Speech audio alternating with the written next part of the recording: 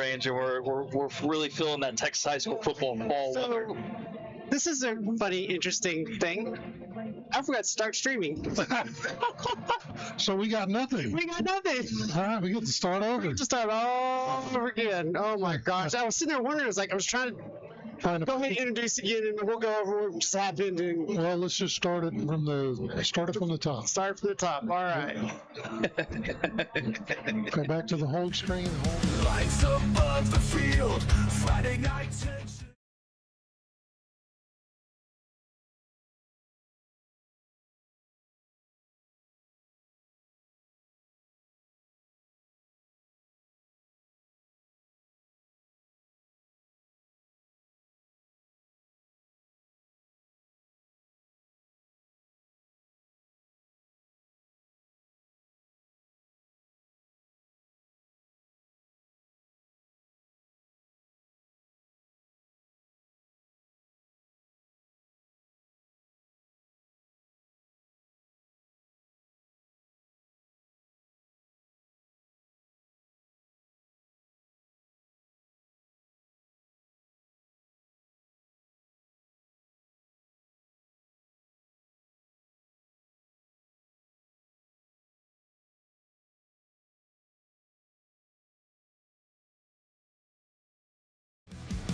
Lights above the field, Friday night tension high.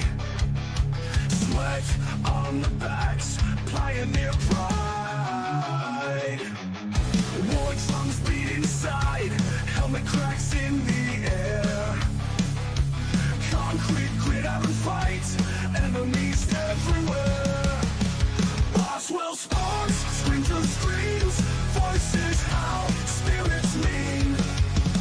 Warriors clash unseen, legacy in the beams.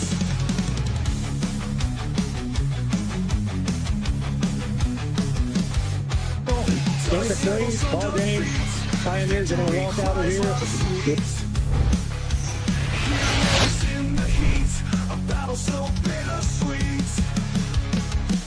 Bones crush, hearts ignite, bleeding for the fight. Under the stars in the night, pioneers never die. Boswellsports, screams and screams, voices howl, spirits mean. Warriors crush unseen, legacy in the beams.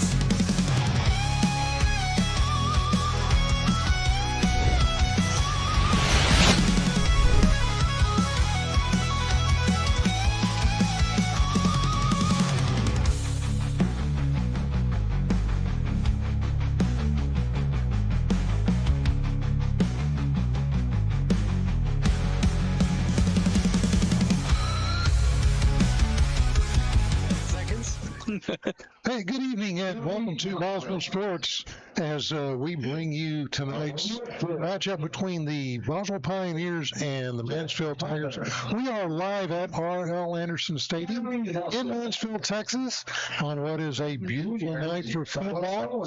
And it is an old school 1980s type press box that we're broadcasting from, and I think you've said that once before, Dad. yeah, It's a deer stand, Jim. it's yeah.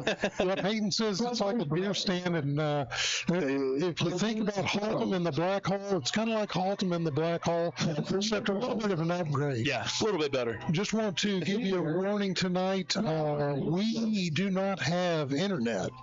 We are broadcasting from our phone. And so if we should lose the broadcast, just be patient with us. We will try to get back on as quick as possible. But there is the possibility that we could lose the feed. Hey, we got a good one tonight. It is the district opener. Everything resets. Coach Ab calls these money games, and now they count. This is what you build for the playoffs with. And Mansfield comes in as a 21-point favorite. If you look at the rankings, Boswell is ranked around 306, and Mansfield is ranked in the hundreds. So it'll be an uphill task for our Boswell Pioneers. We got the train holding the back, and that's not the wagon. That's an actual. We brought BNSF all the way down from Saginaw to Mansfield. So this feels like a home game tonight, huh? We're on the home side of the stands. We got the press box on this got the side. press box on this side. It's a little bit of a weird setup, right? So usually, obviously, the home side is going to be the press box side, but here they've got the visitors on the press box side, and that's obviously because we're facing some nasty Texas sun right now as we're heading down towards the sunset. But yeah, Jim, it's a good night for football. We're in some good temperatures. Had a little bit of a cold front come in and clear skies, and 83 degrees at kickoff with winds out of the southeast at 7 miles an hour, and should be really good for some football tonight. And the good thing is, Jim, these both of these teams, they've got a lot of games under their belt. A lot of district teams throughout the state of Texas, they usually play like 2 or 3 non-district games and they go right into it. These teams both have about a month of football under their belt to where they're fully prepared. But the bad thing is shorter district schedule. So all these games really count. Can't lose many. Yeah. Well, and you look at Mansfield's record, they come in tonight 1-3. Yeah. And that's really deceiving because the 3 that they played are really good football teams. Really good football teams. And these are teams that put up a lot of points. So you're looking at these scores, you're going, man, Mansfield doesn't have a defense, which may be true. That may be possible. But are you looking at the scores that Mansfield's putting up? They're putting up a lot of points as well on these teams. And that is something that should be concerning a little bit for the Boswell defenses. We know that's kind of been the Achilles heel of the season so far, has been the points scored. And it looks like we're going to do the moment of silence a little bit early, so we'll take a we're going to do the moment of silence, and not sure if we'll follow up with the national anthem, but we will see. Oh, it's a moment of silence.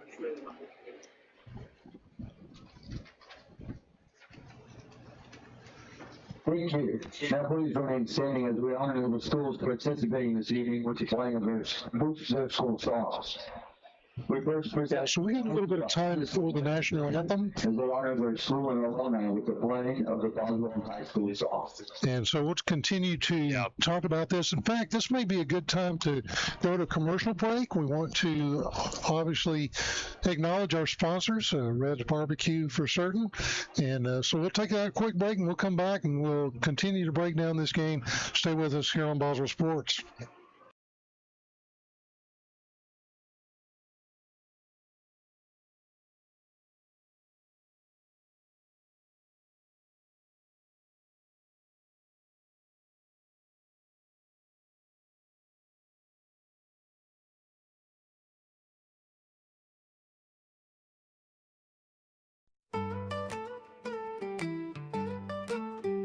Off of 73335 down on Boat Club Road, there's a place folks gather and let their troubles unload. Red's Barbecue delights under a Texas sky, with brisket, sausage ribs, and chicken fry. Juicy burger stacking high, Red's fries on my plate. Flavor so rich my mouth can't wait. Hey, the man, he's got the magic touch. A bite of heaven, it's never too much. Oh, Red's Barbecue, make you move like a cow. Tasting Texas pride, no stopping now. From sun up to sundown, this place feels right. Red's Barbecue, every single bite.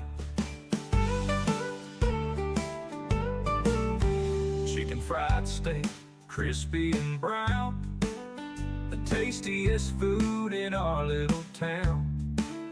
The sauce is poured with love, smoking so fine. Every meal there is a grand old time, with friends and tunes under the barbecue lights, laughing and eating through the warm summer nights. Grill marks are painted, a culinary art. Red's Barbecue knows the way to my heart. Oh, Red's Barbecue, make you move like a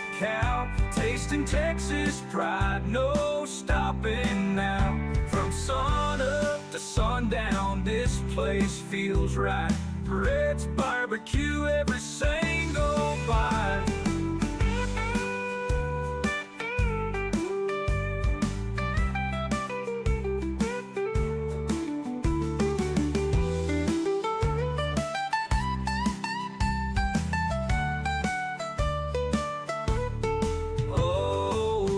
Barbecue, make you move like a cow. Tasting Texas pride, no stopping now. From sun up to sundown, this place feels right.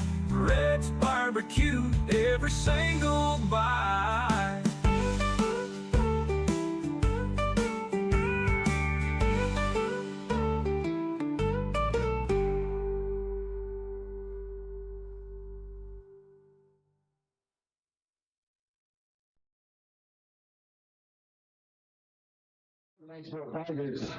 All right, welcome back to Boswell Sports. Peyton, evidently the Boswell Pioneers have a challenge in front of them tonight as they face up against the Mansfield Tigers. Much improved from last year. Peyton, why is that?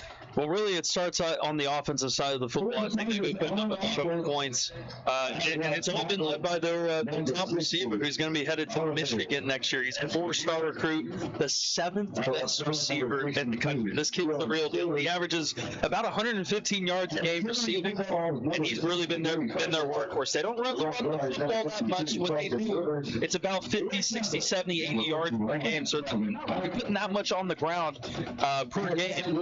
They really throw it through the air. They kind of had to. So there's a little bit of an asterisk there when you talk about, because in these games that they're playing against, it's been a lot of shootouts. It's been a lot of 30, 40, 50, 60, 70 points were scored on them by Arlington Martin at one point this season. So their offense is stacked. Their defense, it's a little bit on the iffy side. We've been seeing a lot of games this year where teams are putting on the points and have really put pressure on the offense, and that just makes you think this could be a prime night for the Pioneer offense to really get things going. We know that Juju Lawrence is going to be back starting at quarterback tonight, has essentially had 1 week or basically 2 weeks of rest before going into district play. He did get a little bit of playing time last week as a receiver, but about 2 weeks rest at the quarterback position, and he's had a lot of time to prepare for this game in his first matchup against Mansfield. And the same goes for this Boswell defense. The big thing for the Pioneers tonight, I think, is getting to the quarterback. The big thing is obviously their receiver, Zion Robinson. He's going to be a guy that's going to get open. We know he's going to get open. He's going to have a lot of targets in this game. But they've got to do their part to try and minimize those targets. He can go from 12 targets in this game to about 6 or 7. It could really flip this game on its head and make them run the football more and run between the tackles, which has been a really, really, really big workhorse for the Pioneer defense up front. On the offensive side of the football for Boswell, this is the big one, I think, for Jim. I think this is the big one. Juju Lords, I think, is going to be really, really tested tonight. And if we're going off basic history over the last few weeks of this Mansfield team, they've been in high-scoring games. They put points up on the board. So naturally, what does that mean that the offense is going to have to respond with for the Pioneers? They're going to have to throw the football down the field. Yeah, you're going to get those chunk plays out of Lassiter, who is back tonight, and out of Jace Richardson, who is also still here. But you're going to need to throw the football, especially if you're down. So that's going to be something that, again, I think Juju's going to need to be a big test tonight for Boswell. Peyton Rhodes is also going to need to really, really pick up off of where he left off last week. I felt like last week was his best game of his career at the RC level. But look, I think Boswell has a really, really big opportunity tonight to get going with not one but 2 running backs, as Chance Lassiter is back. Yeah. Definitely. So, Coach knows this week on the coaching show, Pioneer Sports Extra, that we get everybody back. So that means we may see James Washington, Chase Lassiter, Chance Lassiter, Chase Lassiter, and so we're at full strength.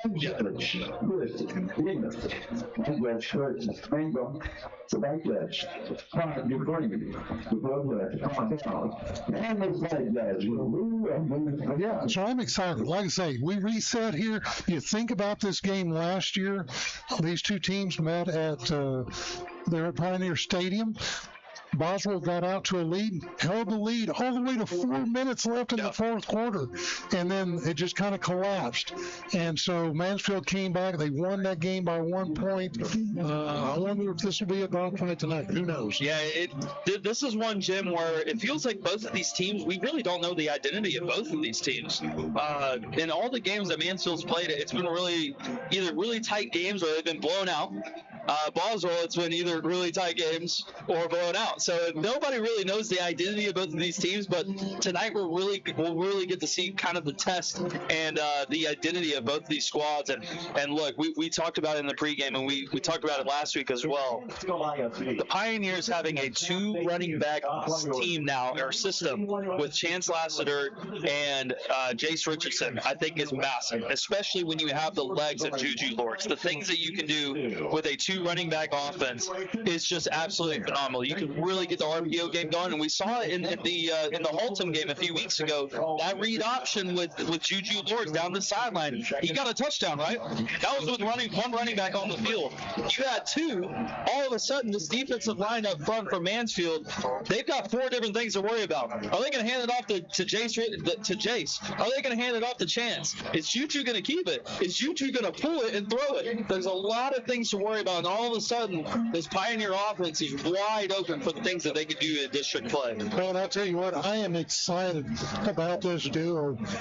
Jace Richardson, we said it last week that he was the 3rd stringer. Yeah. I mean, Coach said that you don't really have 3rd strings coming in, but basically he was 3rd string starting out the season. Worked his tail off, became the starter for the last couple of games, and really showed out. And I love that kind of story. I love when a kid can do that. He's just a junior. And so to have that 2-headed monster for the Boswell Pioneer offense, that's exciting. And you know what also I love, Jim, about it is Chance Lassiter, he's been out the last few weeks. He's been hurt. So it's not like he lost his job or anything. He's been on the sidelines watching another guy get a lot of carries and really come together. But you know what that breeds? Competition between 2 guys. And that only makes your team better. And now all of a sudden, we don't even know entering this game who's the starting running back, who's going to get the most carries. Yeah. And if that is confusing for us, that's going to be for sure confusing for the Mansfield side as well. So you didn't get a chance to tune into Pioneer Sports Extra this week.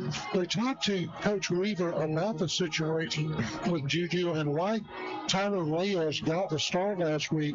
But what we found out is that Juju was out for personal reasons, and so he wasn't able to be there for that party. And Tyler Reyes was. So that's why Tyler got the start. Juju should get the start tonight, and we've got an exciting game right here in front of us here at R.L. Anderson Stadium. It looks like the Pioneers are traveling pretty good. I don't know about you guys, but the traffic getting here was horrendous. I tell you what, the construction part is really the bad part. Like, obviously, you're going to have the I-35 typical going south, that typical traffic around Western Center and all that. But when you kept going and you got right before that merge on the 287, that was painful. And I know a lot of these fans coming down here from Saginaw tonight are really feeling it. Absolutely not good for road rage, that's for sure. Here's the Pioneer schedule so far. As you can see, they've already beat Boswell in week 1, lost to Saginaw, unfortunately, in week 2, came back, beat Haltom in a comfortable game in week 3, and then in week 4, well, we don't even talk about week 4, but that was a very good Pawnee team. You were telling me, Peyton, they're ranked 13th? Yeah, they're 13th in the state right now, and they're continuing to rise. And look, that's another squad in 6A that I believe is going to go deep in the playoffs this year.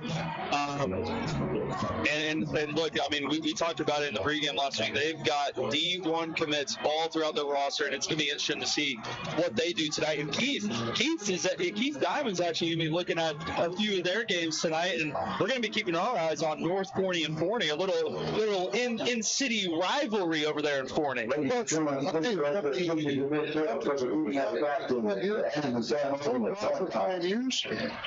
this fourth dog called Honey Man was one of the 41. We got Dongan. So the 35, the Nate Dallas. Nate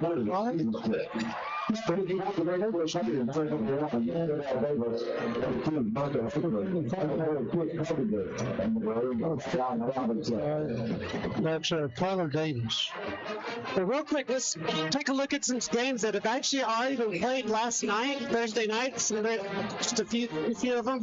South Oak Cliff beat Dallas Adamson 44-0. South Lake Carroll beat Pillar Timber Creek 55-13. You know that those guys are feeling the head that we felt last week. Chisholm Trail lost 32-14 to Arlington Heights, and Springtown beat Fort Worth Southwest 49-20. All right, Boswell has won the toss and has deferred to the second half, so defend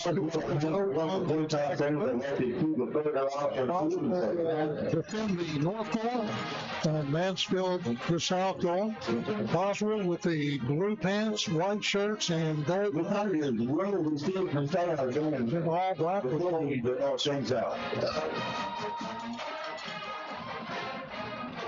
You look number 8 for Mansfield. That is their top receiver headed to Michigan next year. He's going to be a guy that the Pioneers really needs to lock down in order to win this football game tonight. Yeah, definitely a good-looking kid. Big, tall kid. I mean, somebody might want to check a birth certificate on him because he is, like I say, he's a good-looking kid there. You see him there in our camera as we get ready for the national game.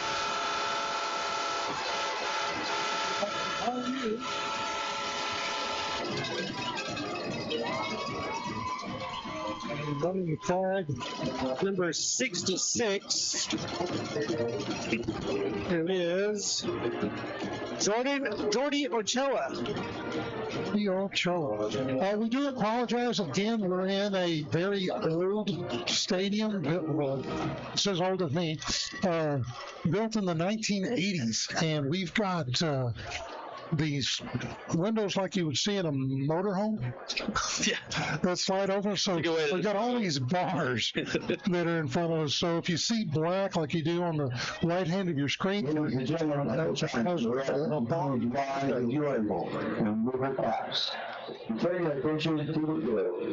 As the main coach has to go on the PC, I'll pull it out. Two directions, and the first car. Very quickly.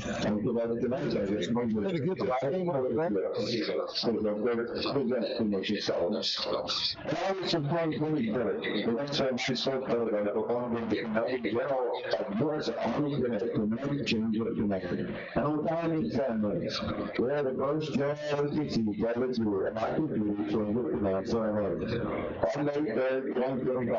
starting Senators on Kevin Mark placed third in the Army Nationals in 2024. On May 5th, the surrounding time was on the first base in the Air Force Nationals for a championship in Daytona Beach, Florida.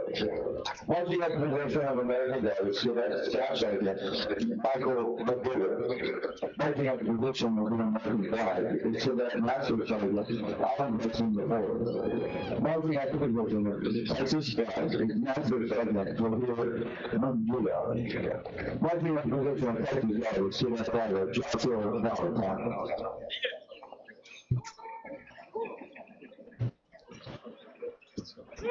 Now, once again, ladies and gentlemen, please join us by the Minnesota High School. There's time to mention correct. There's no more on that show.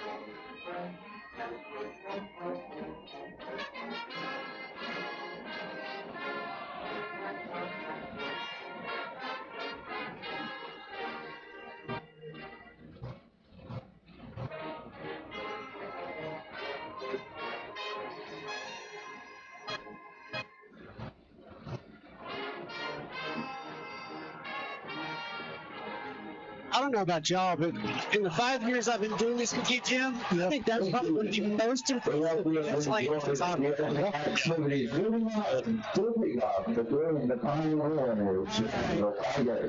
This first quarter is brought to you by Jim? Red's Barbecue, 7335 Big Road, right there next to the Boswell Hall. You'll see my friends Haney and Justin Snyder. They're big Boswellsports fans. They're big Pioneer fans. And they make some great barbecue. If you don't like barbecue, they got hamburgers. You don't like hamburgers? They got chicken fried steak. You don't like chicken fried steak? They got fish. They got it all right there. 7335 Boswell Road. Tell them Boswellsports sent you. See, I'll tell you what, Jim, I wish heading home tonight, I wish they were get some Red's Barbecue tonight. I'm ready. Beautiful. Getting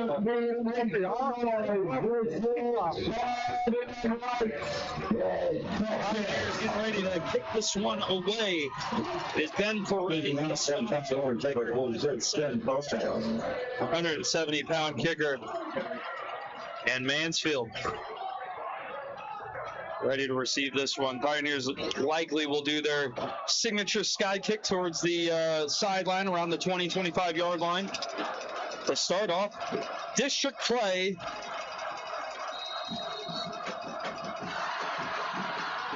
We are off as it is a little pooch kick that'll land at the 35 and recovered there for Mansfield, and that is where they will take over. The high-power offense their wide receiver, Zion Robinson, the 4-star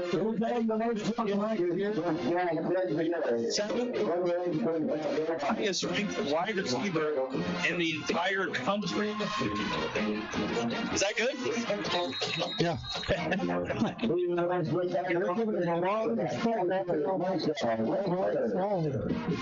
The quarterback tonight for Mansfield is Micah Langford. 14 touchdown passes so far this season. He'll send a man out in motion towards the right, empty. Langford back to pass. Looks, throws it right side, tipped up, almost intercepted. It is incomplete. It was intended for Zion Robinson. No,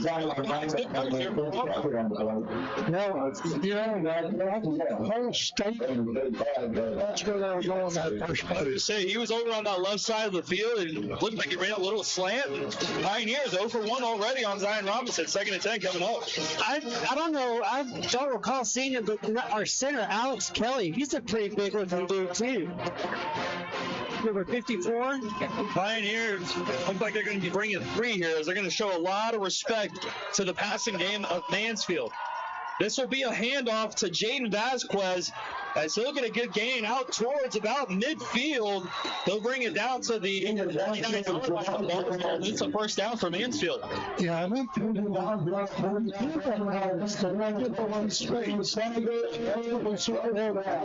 Mansfield coaches saw, and that's why they won.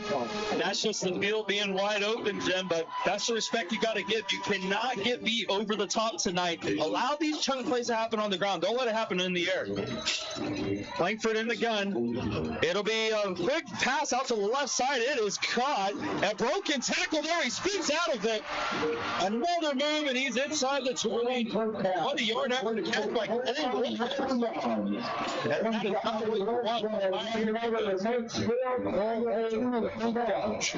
we were talking about this week is, one of the things that has changed it's that tackling outside of the tackles. Inside the tackles, they've been great this season. Yeah. It's been the outside. It's been their secondary. It's been the linebackers. That's really been the issue, and it seems like it's a constant thing, but it's district play. You got to get after it now. So Langford in the gun, a new set of downs here, and it will be a handoff again. Oh no, he keeps it on the read option. Fake me out. Hey, both of those outside linebackers came in on the blitz, forced everything inside, and our interior has done a great job inside, and so not a big gain for Langford there. So it will be a second down for Mansfield, as they're going to slow down their pace a little bit. They've kind of been going a little bit tempo so far to start start this one. They got a 16-6. I imagine this ball may be going to Zion Robinson here. Yeah, Robinson out there on that far edge. You see him lined up against Mondongo. So Langford fakes it, throws it across the middle. Oh, no! Nice. It's incomplete. Bobby Jones, great coverage. Yeah, it was intended. Him up right there. Almost, it looked like he could have come to the ground. Essentially picked that one off. So for the first time tonight, the Pioneer Pioneer defense, have set up a third down for Mansfield. So you would place any wagers on? Now you can't bet on high school football, but do we think we know where this is going? This may be going to Zion Robinson. It looks like they're going to bunch the package up a little bit. I imagine this may be a corner route to the back of the end zone here for Zion. Here we go, Langford in the gun, back to pass. Oh, looks, nobody's even here to pressure. He's going to roll out to the right side, throws it across the road. It's caught. It will be short of the first down to go. It will be down at the 9-yard line. And Mansfield's going to bring it. And that's what you want for the Pioneer defense out there. Those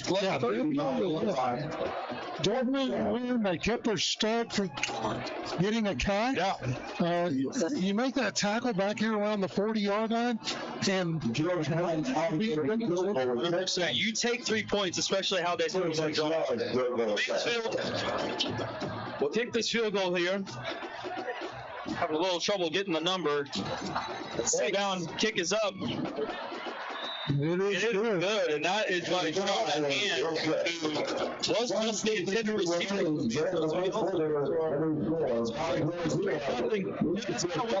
From the Boswell to start this game, not allow a touchdown. Yeah, I hate moral victories, but definitely a moral victory for the Boswell defense to have them to just 3. Well, I know for me, watching those first couple of first downs, your heart sank because you're like, all over again, like over last week, you got 40. You're not wrapping up, you're just trying to push. You got to go for the body. And I think the big thing here is, we talked about it in the pregame, a massive thing for the Pioneers tonight is to put pressure on the quarterback. And obviously that's going to be tough if you're only rushing 3. But that last play where Langford was rolling out into the pocket towards the right side, he looked a little skittish when he ran out of the pocket and had a little bit of trouble throwing it on the run. Look for that to be a big factor in this game going forward with the pressure on him. So the Pioneers will get ready to get the ball for the first hit tonight. As it's been a big topic of conversation the last few weeks in Texas high school football. A lot of onside kicks have been happening. So you got to always make sure that you don't get caught flat-footed, especially in the first quarter. These coaches these days, they are not afraid to kick the onside. We saw that last week. Yeah, we saw it a lot last week. Even a game in the state, I don't remember the game, there was 5 onside kicks in a first quarter. They were all recovered by that team. So here we go, Williams will boot this one away, and it looks like it will fall deep into the end zone for a touchback. So the Pioneers will take over the position tonight. Jim, what do you think he needs to do in order to lead the Pioneers to a win? Well, hopefully the Pioneers can establish the run quickly and loosen up that defense secondary and see what he can do through the air, especially with Peyton Rhodes and with Porter Stevenson. I think a big thing, too, with how they've set up this game, they can now control it. They're only down 3. You have the momentum. You control this game. Don't let this be a shootout. So it will be a 2 running back set. They'll hand it off to Chase Richardson, who's been the lead force and a good carry out to the 31-yard line. He's picking up right where he left off. Yeah, that's a pickup of 6. That's I'm looking at Lassiter is in back. So they got that number right to start it. And here will be that hand off to Lassiter. He's got Rutgers out in front of him. Lassiter breaks a tackle. He gets out to the first down. Yeah, I remember first. Last year, I've had a They're 200. So very familiar, and they're going to actually move Lassiter to slot receiver. I like this, Jim. Let Lassiter have some opportunities at the receiver position. Don't take him off the field. So it will be a handoff to Richardson as he'll get a few yards out the 39-yard line. He's just continuing to be a workhorse at the running back. Hard, and that time I thought that actually cut to the right. He had a little bit of an opening. So the Pioneers have yet to throw a pass. Lassiter will move back left of Lords. He'll hand it off to Lassiter as he moves through to the 44-yard line, and they'll have a 3rd down and 1 right there. We saw it that the running styles. Chase Richardson takes the football and he's in his own man. It's a hard. So 3rd down and 1. They'll continue with the 2-back set, hand off to Lassiter, trying to find a hole. He'll push, he'll get the 1st down. Second 1st down of this drive. They're just meticulously moving down the field with the run game. And that's what I was hoping to see. There's some change. We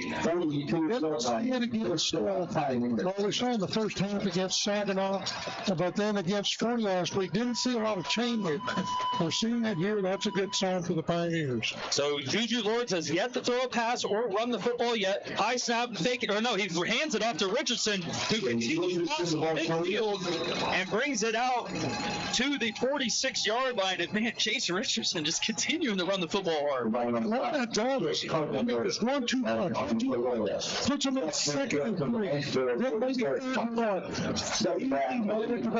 Get the 1st down. So Lassiter moves back into the slot. Richardson to his left. I love that they're keeping both of them on the field. Juju hands it off to Richardson. Richardson looked like he was stopped, and he will be right at the line of scrimmage. No gain. Yeah, that time just kind of ran into the back of a player, slowed him down. But still, 3rd and 2, which is something they can make. And this is something, Jim, I think in this yardage today, especially if you're at midfield, this is for out there to not be afraid to run the ball with your guys the entire game on 3rd down. Do not be afraid. The other thing that this does that is time management. This keeps Mansfield off the field. 2-backs to the level. Read option. Lawrence down the field. There will be a flag though for holding. This one will be coming back. Oh, wait a minute. It looked like there may have been, I don't know why the play was stopped.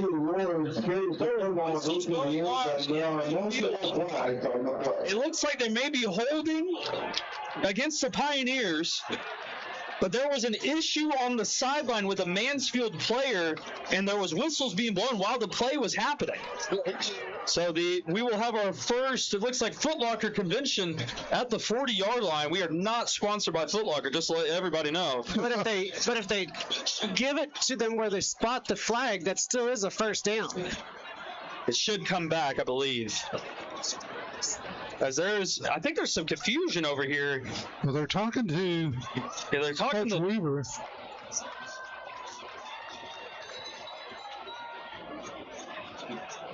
Yeah, I've never seen that. I've never seen whistles being blown while the play the play's still going. And it does look like it's coming back to the Pioneers. Yeah, we still have not gotten an indication yet. I'm setting the ball back at the line of scrimmage. Yeah, so it was holding against the Pioneers. We do not know the number, but that is... Oh, it's offsetting. Offsetting penalty. So they'll start back where they're at. I like that play call, though. They moved 2 running backs to the left. Juju Lord kept on the option. But I'd love to continue the game here, Chip. Do not throw the football. Keep running it on 3rd and short. Yeah, it's working. The running game is working. So the 2-back set will stay out there with Richardson to the right, Lassiter to the left. 3rd down and about 3. Called a short 3. As it'll be a caught up the middle, and it's a 1st down for the Pioneers to the 39-yard line. Hey, we talked about the 2-headed monster. They got a 3-headed monster. I'll tell you, running backs with a running quarterback.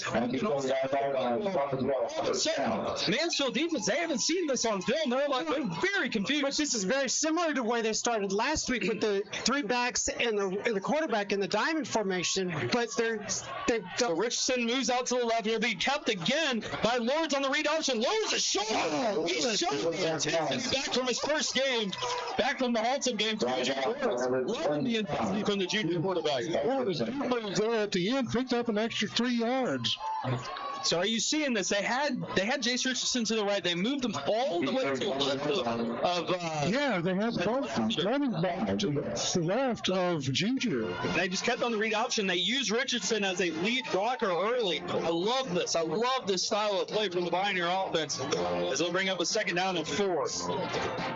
As it's a fake handoff. Juju for the first time. That throws the slant to Rhodes, and it is incomplete. Oh, a bit low of Peyton Rhodes. First pass of the night for Juju. Good ball's incomplete. What a great kid. And it's not really what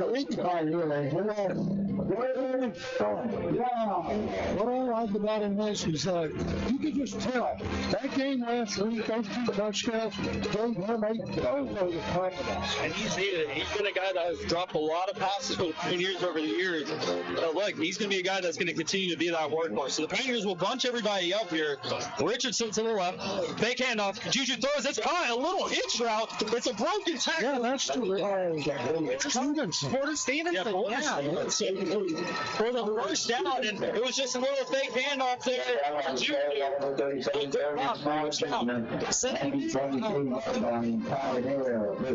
Set again for the Pioneers. A long drive. This is just meticulous, Jim, to start this game. That's what I like. It's sustain. That's what you want to see on your opening drive. You want to see, can you sustain it? So the Pioneers, first down. They'll move Lassiter now out to the right. It'll be a fake handoff again, but he will be stopped. The read option with the right side, but Mansfield was all over it. They knew that after 2 plays, yeah, one of the things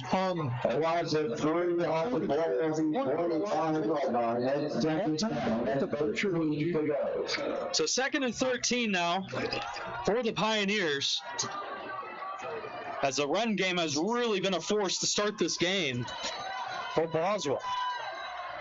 But continue with this 2-back set has given Mansfield some trouble tonight. It'll be a fake handoff. Juju throws. It's caught. But it looks like there may be a flag. It's going to be a pass interference. Against Mansfield. Pioneers, it'll be a 15-yard penalty and an automatic first down.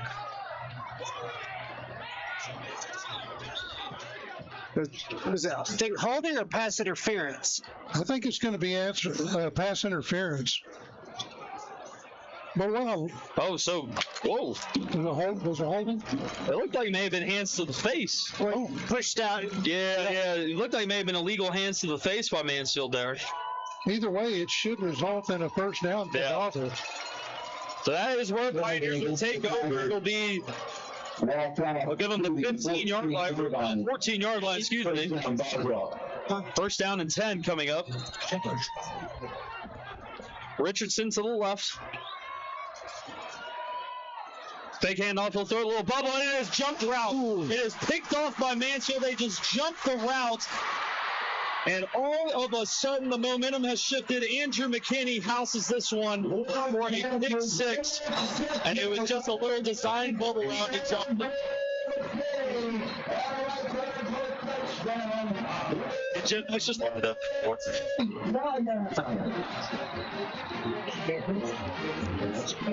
that's just one of those unfortunate things, Jim, when you have it's a design officer, so there's no reads that are being involved. It's just a good pop. So he's not expecting to jump the route. It's not really.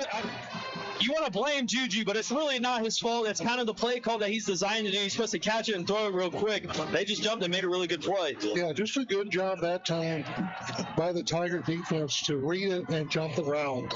So the Mansfield defense, which hasn't really been that much of a force this year, they come out with a pick 6 and all of a sudden and the momentum after a long drive, it looked like the Pioneers were going to score.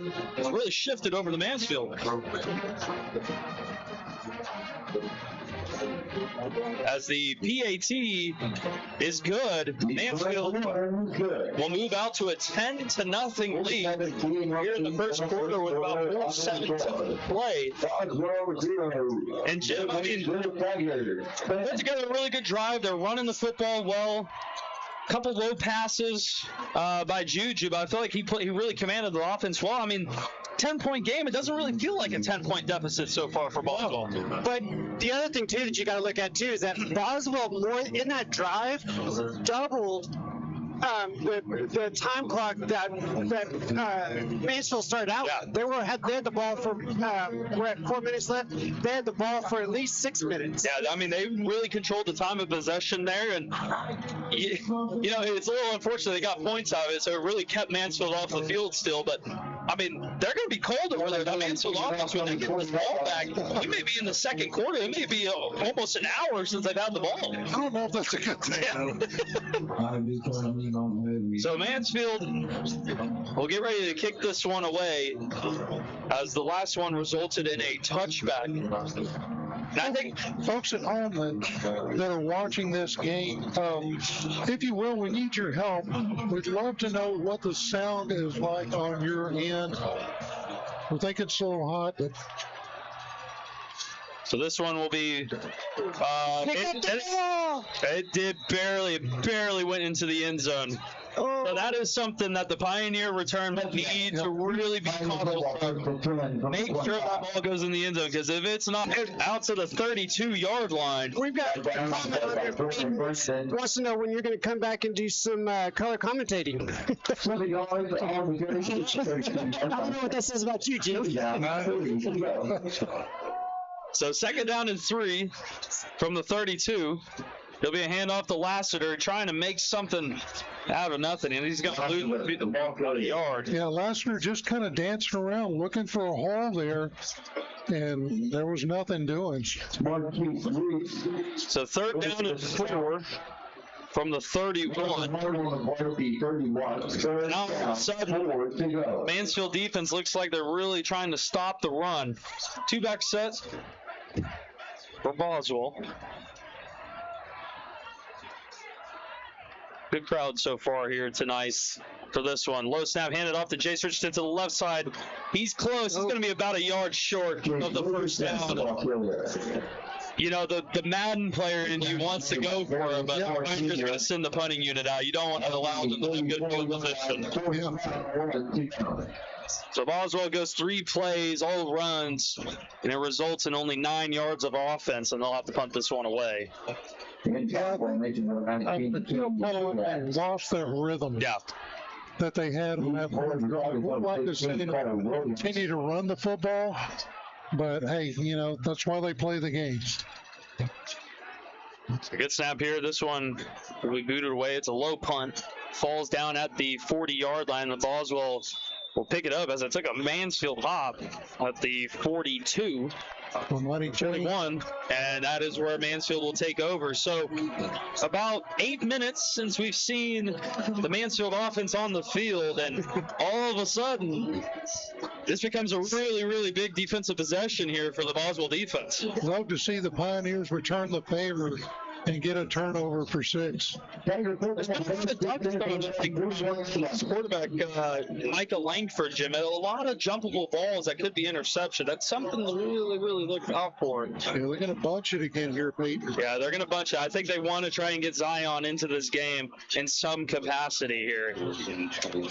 So here they'll send a man in motion. Here's a handoff. That is to Chase Fisher, the receiver, and a good tackle there on the outside. He stopped at the line of scrimmage. That's what you want from this team. Yeah, good game tackling there, led by Isaac left-hand side. I thought what they were trying to do is try to open up a lot of space out there on the right-hand side. And the reason that they're doing that is because you watch the Pioneers on film,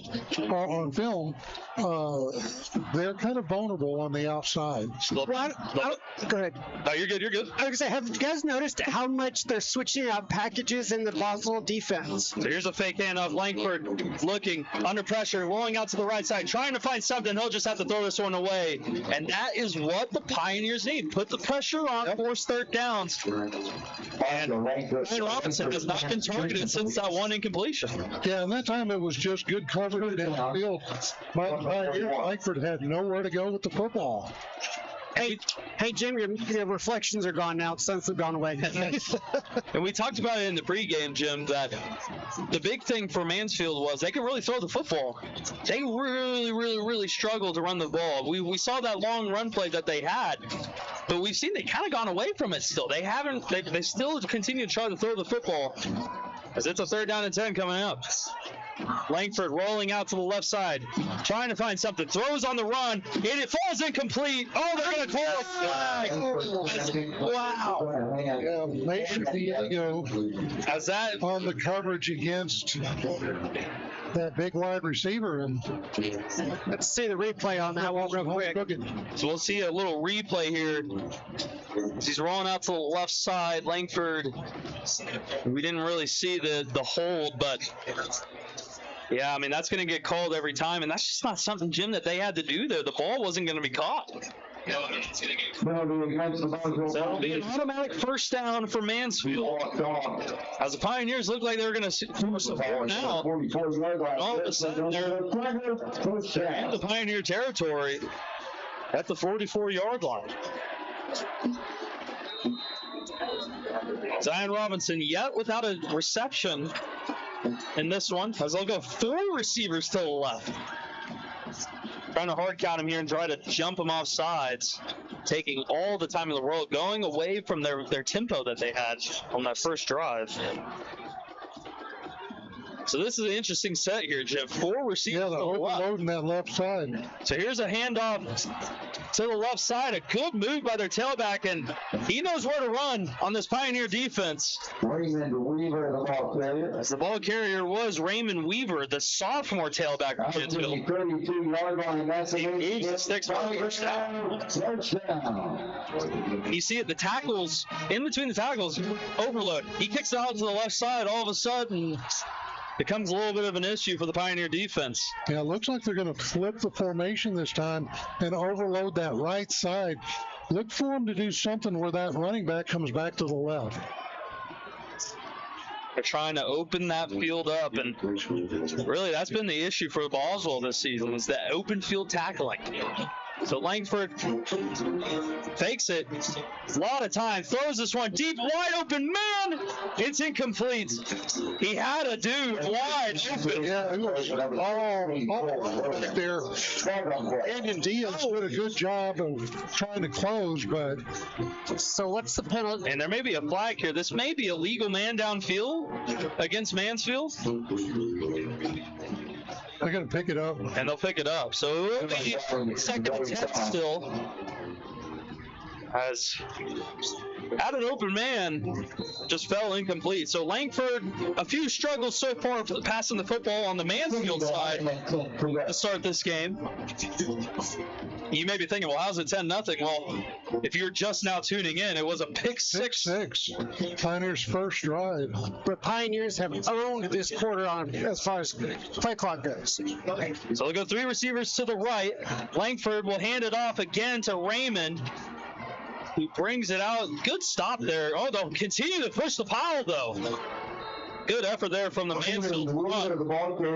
And that may do it for the first quarter. They'll likely run this down unless they want to get one more play off. Wow, that was a quick first quarter. Yeah, very, very quick, and they're going to move everybody off the field. So it was a gain of 8. Bring up a 3rd down and about 4. We'll stay here for the next 15 seconds in case they run somebody out there. But man, first quarter, bit of a quick one for the guys. Yeah, much so. Fighting. I wish I had, I'm not doing stats tonight, but I wish I had one because I really feel like Mansfield's offense is going to be on the field we're going to go to the second quarter, which is brought to you by Jim. This is brought to you by All County Property Management. They're another one of our Boat Club Road sponsors, and if you're in the market to rent a home or you want to be a tenant, contact All County Property Management. They can get you set up. Go see my friend Kim Miller. The Pioneers trail 10-0 after the first quarter of play. I know there really wasn't much happening outside of the pick six, Jim, in that first quarter. I mean, what have you seen so far from the Boswell offense and their defense so far to start this game? Well, again, we talked about them establishing the run, and I think they've done a pretty good job of that and loosening up that defense a little bit and allowing their receivers to get open. You just got to limit the mistakes. And 3rd down, 4 to go for the Tigers. So it'll be 3rd down and 4. This may be 4-down territory for Mansfield. Langford will hand it off to Raymond, and Pioneers stop it. Nice. It'll be a loss of about 1, and it'll set up a 4th down and 5. And with that run play, Jim, that you knew it was going to be 4-down territory. They're going to go for it. Will Watts, we haven't seen him this season from that right tackle spot, just came in and stuffed the play. And they'll actually kick a field goal to bring the field goal unit out. So it'll be a bit of a long one for Mansfield. This is a 44-yard attempt. Crowd's calling it a 44-yard attempt for Mansfield to try to go up 13. Good hold. This one's out, and it is no good. Good. Bounced off the bottom bar. So the Pioneers will take over in some pretty good field territory and allow no points, and that's what you want on the road on defense. Hey, that kick was straight enough, just didn't have enough power behind it to get it over the bar. But how impressive is that, Hayden? We're seeing this across high school. We're seeing it in college. We're seeing the pros. The field goal attempts just keep getting longer. It's unbelievable. Jim, at one point, this is a long way away, but there's going to be guys 30 years from now probably kicking field goals 80 yards. You won't even need offenses. No. You just bring out Brandon Aubrey, he'll go score you 24 points a game. Kick. So Pioneers will come out quick with 2 backs. They'll send Richardson out to the left with the 2-back set. Hands it. Oh, no. Lords keeps it on the read option, and he will bring it out to about the 33. Juju. Yeah, just weaving his way from the side. And what I like about that is that Mansfield has to actually keep a spy on the quarterback. And we will take a quick timeout here on Boswell Sports.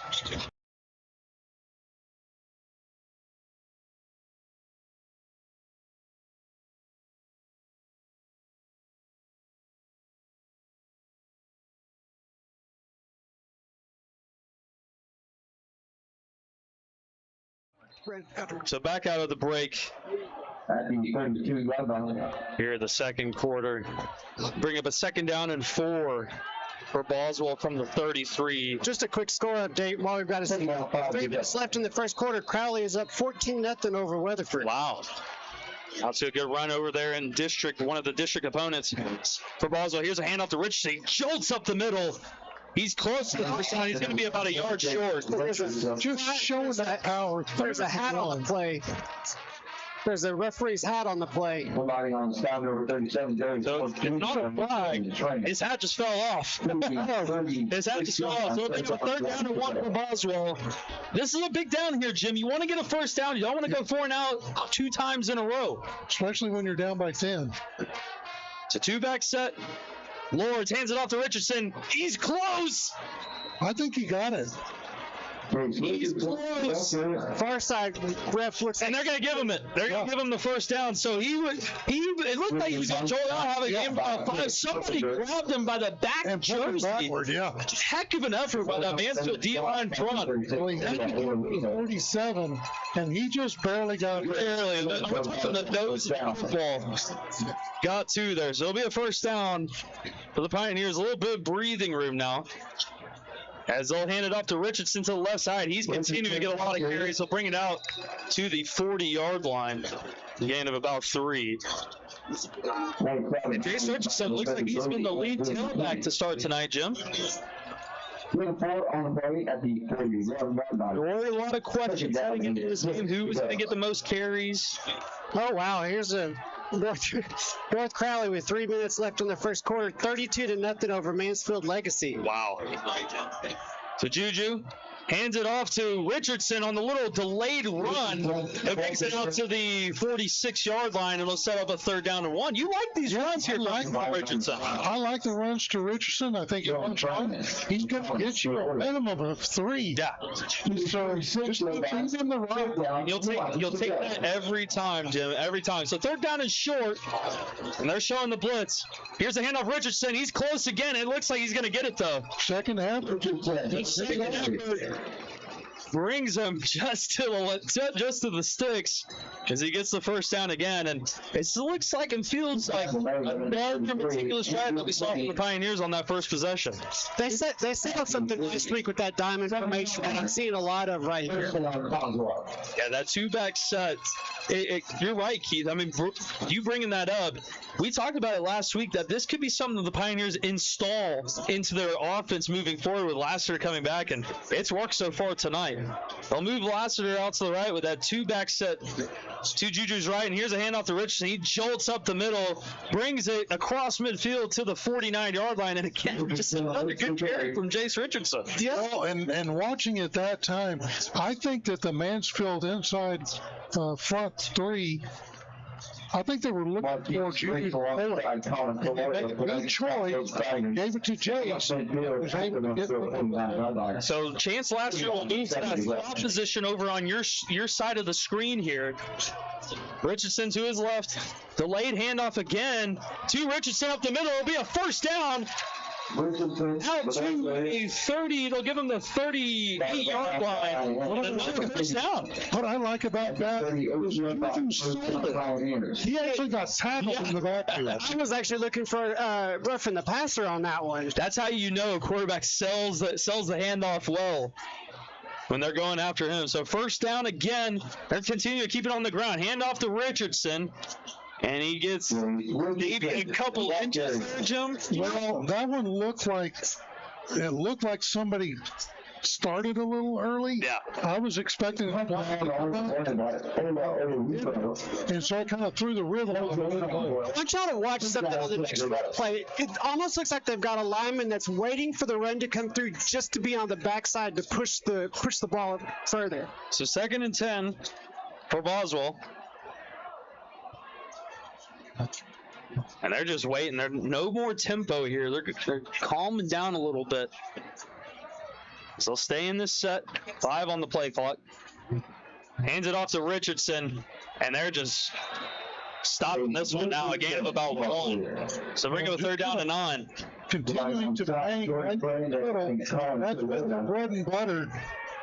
And so we haven't seen a lot of Lassiter, who's actually been put out of wide receiver. So they'll make some personnel changes at the left guard position here for the Pioneers. Hudson Norwich coming. So 3rd down and 9. Jim, I mean, what do you think? 4-down territory here on this side of the field, you think? Yeah.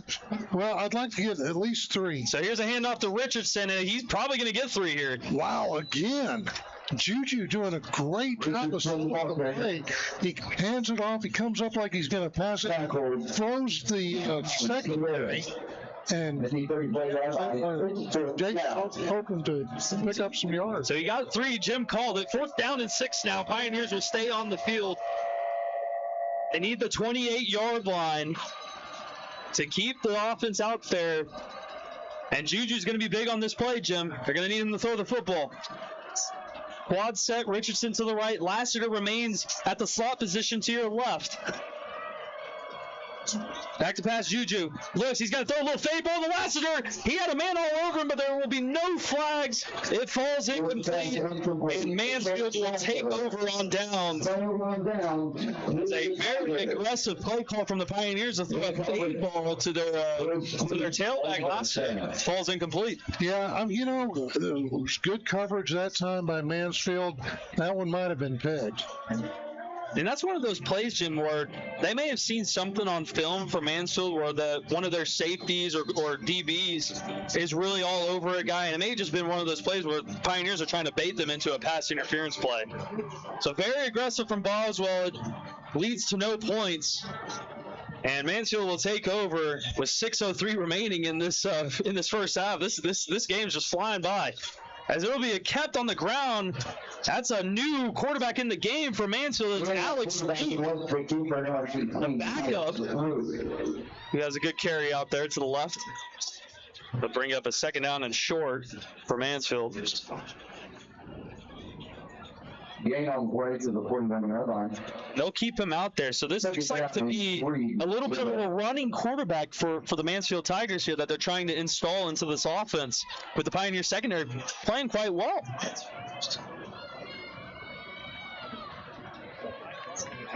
So Luke will keep it on the ground on the fake handoff. A good move as he'll bring it out to the sticks. It'll be a 1st down. The quarterback keeper. It looked like he was going to be stopped at the line of scrimmage, but had a good little sweep move.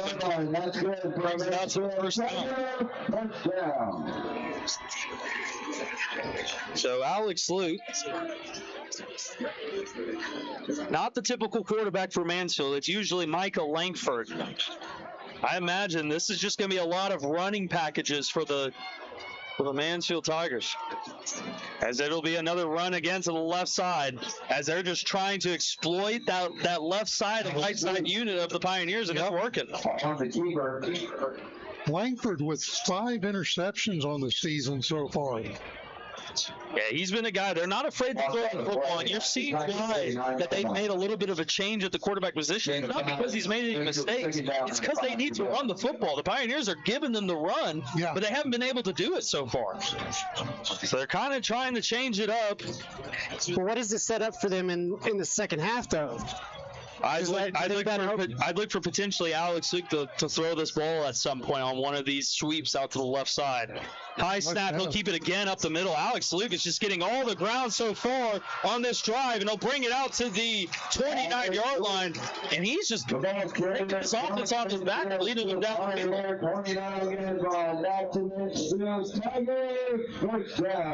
So Alex Luke, he's the guy, the backup quarterback for Mansfield.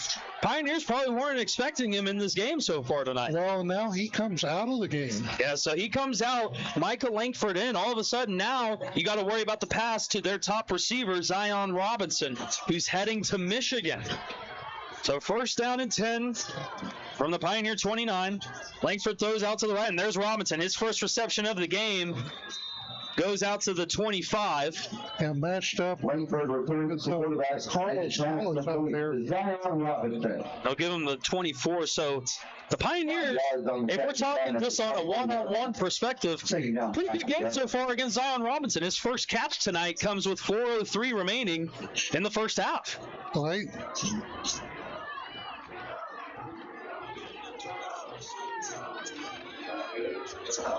So 2nd down and 5. Langford in the gun. Fake handoff. Langford up in the pocket. Under pressure. He's going to be sacked.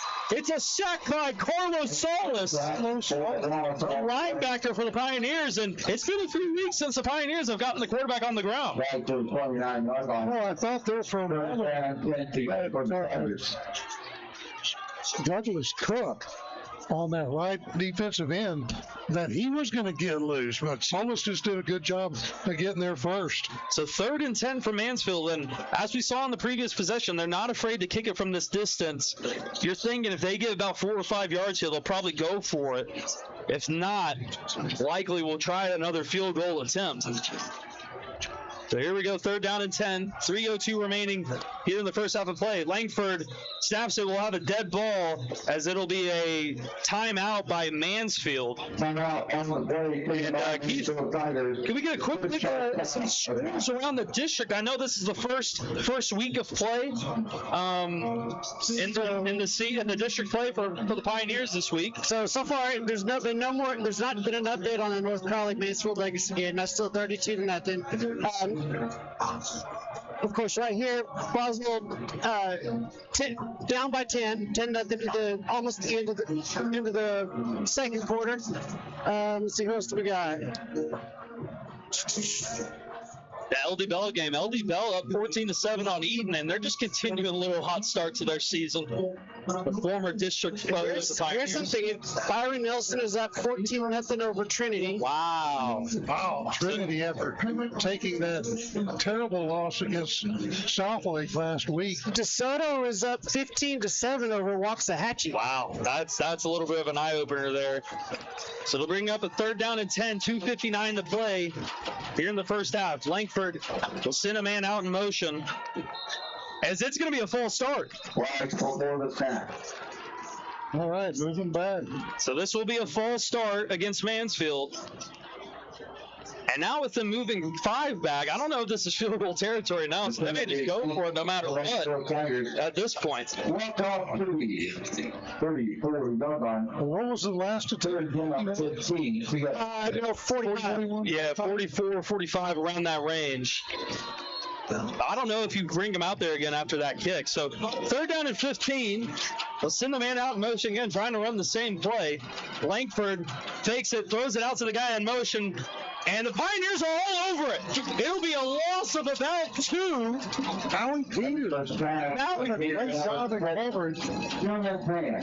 Great open field tackle. So now we'll bring up a 4th down and a mile. And we've got a stoppage on the field. And it'll be a timeout by the Pioneers and Coach Weaver. Pioneers get the football back, hopefully, and if they put points on the board, they get the football back in the second half. We got a football game again. Yeah, I think that's the big thing, Jim. You got to get a stop here, obviously, on 4th down and a mile. And I looked that they're going to try to go across the middle of Zion Robinson here in some capacity, or try to run a little screen and try to get him out in the midfield.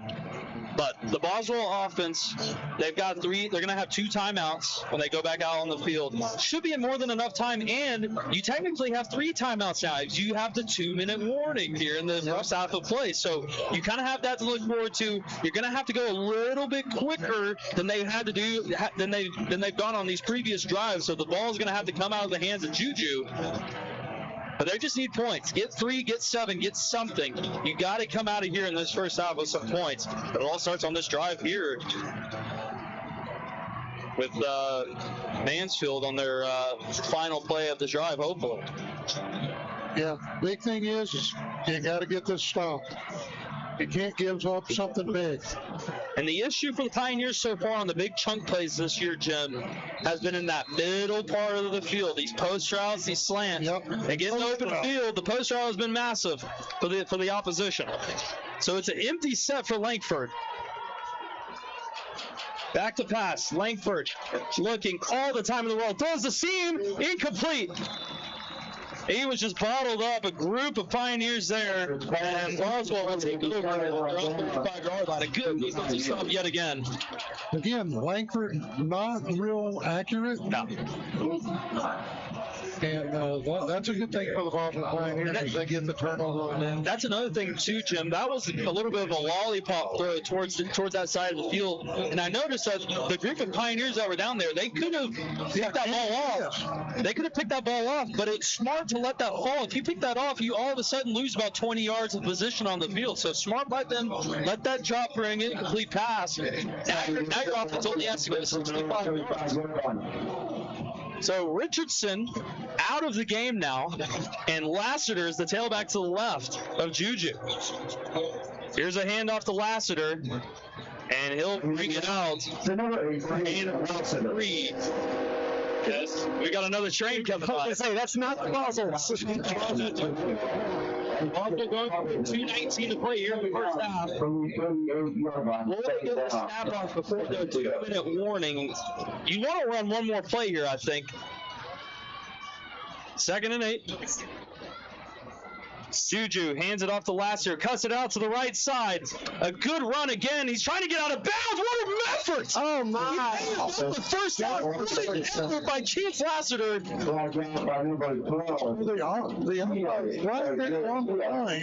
At the 45. I think it's inches.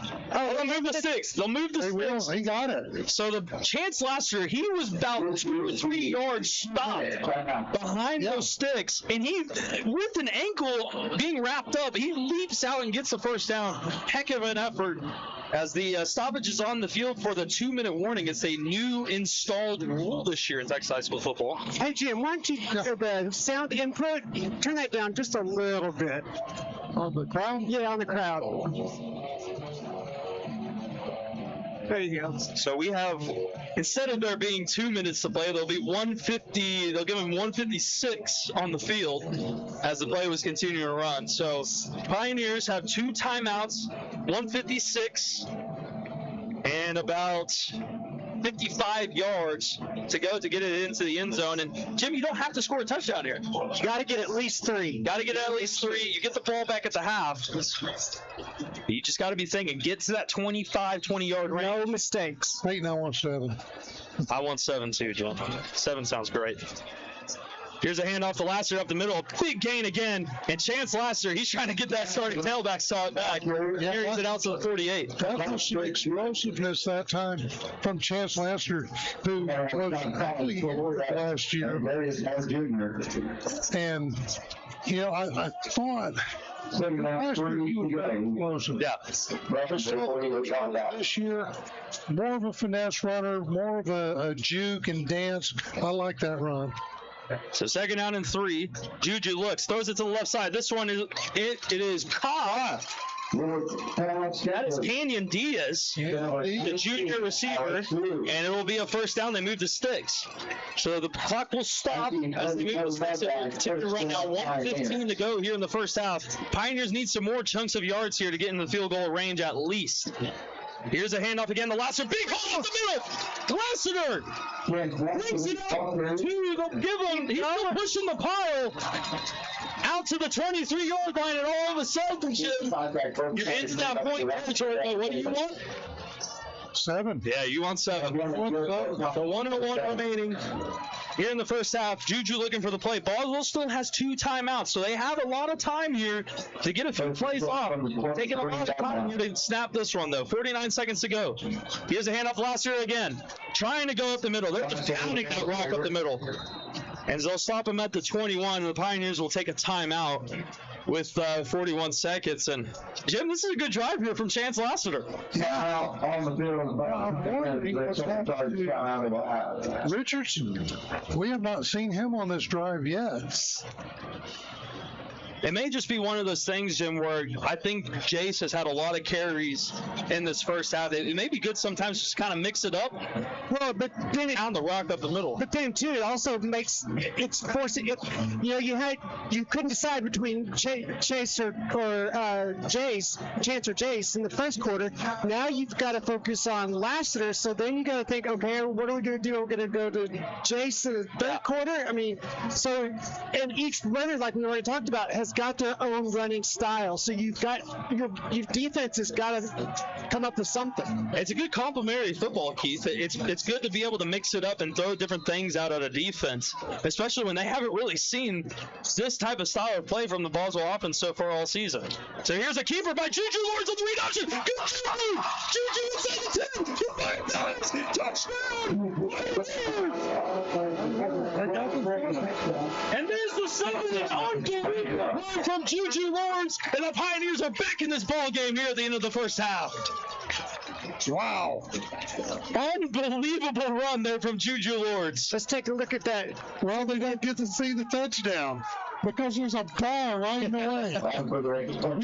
We've been hindered by the beer stand here at Mansfield ISD. The 1989 beer stand. So Boswell getting ready to kick the PAT.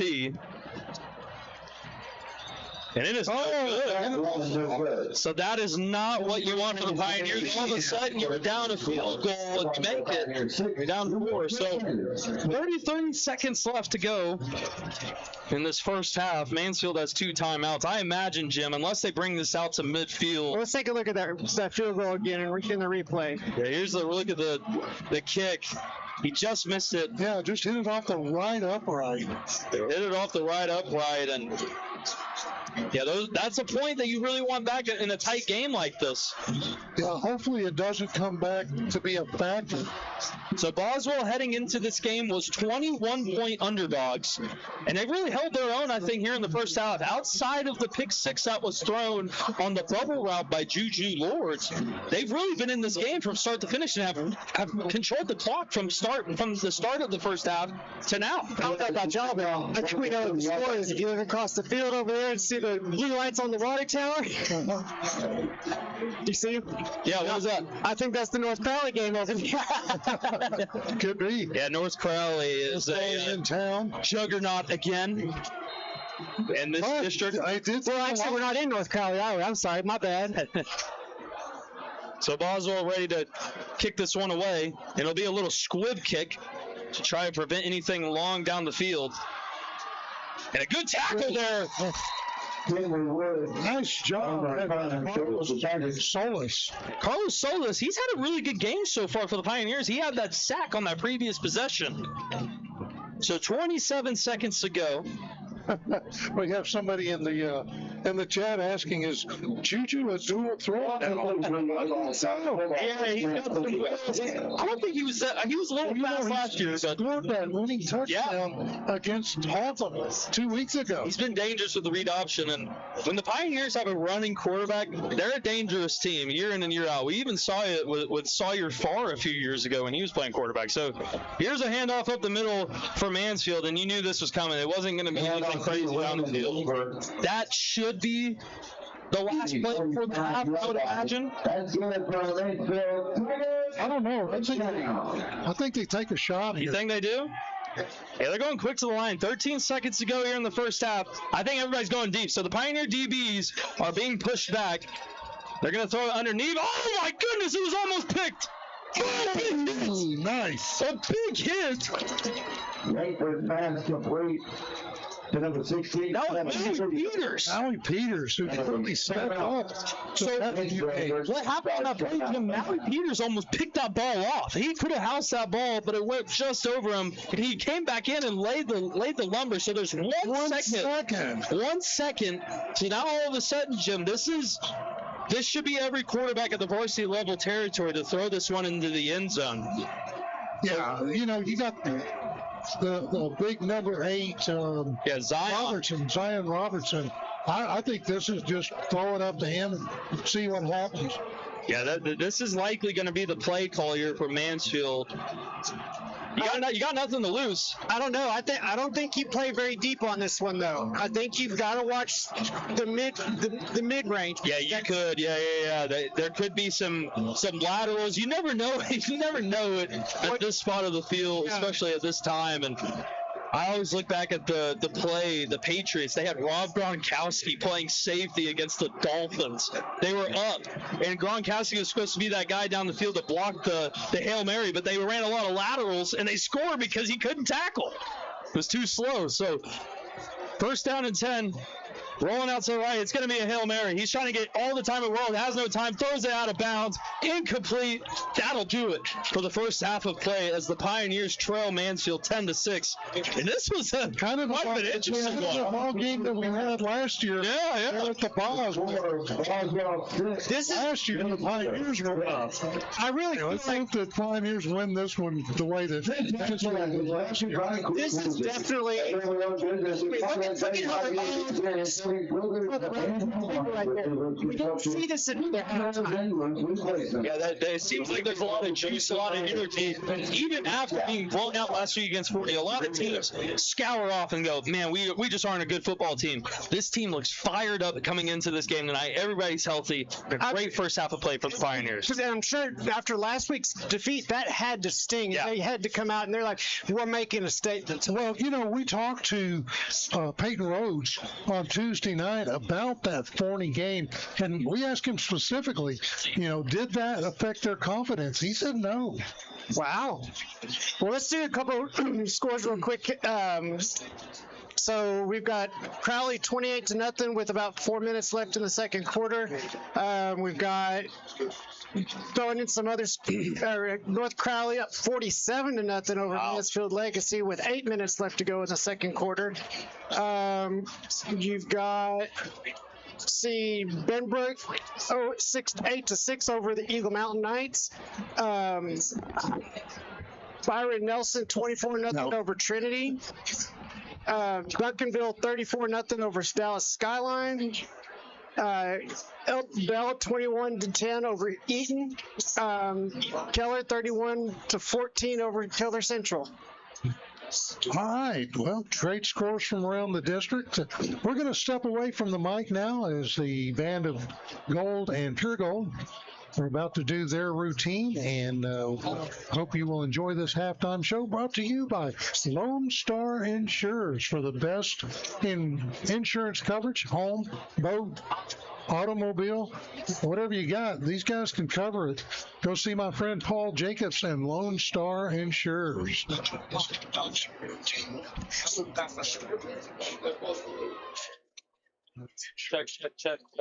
Check. No. Check. Let's see.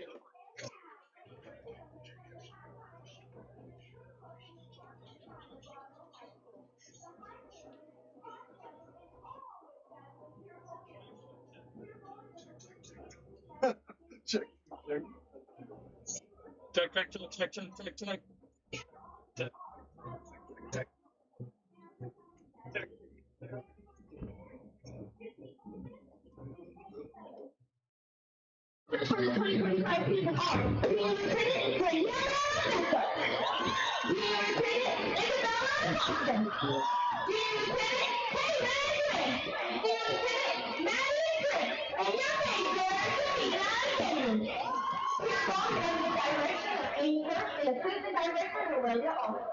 Award winners for tonight are Freak of the Week, Emma Delacour, Veteran of the Week, and the Fellow Pasta.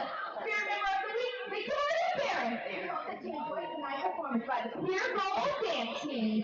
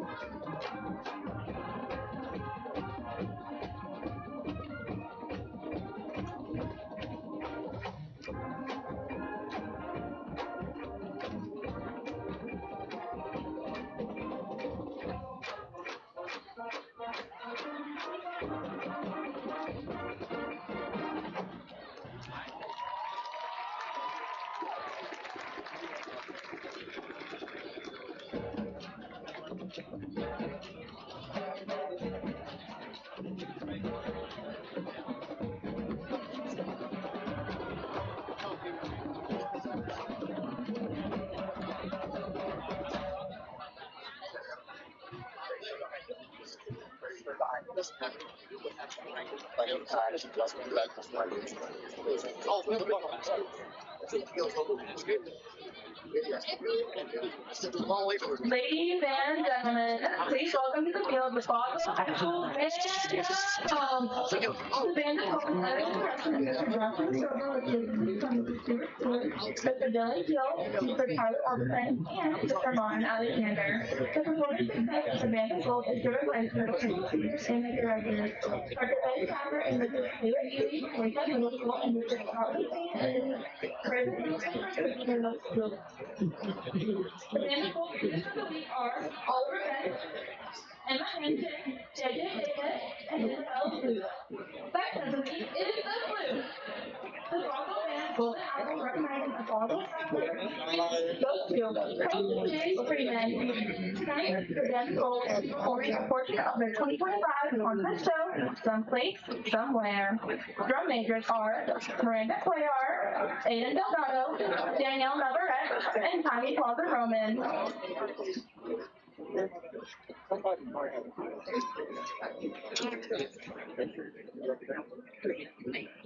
Drum majors, is the band ready?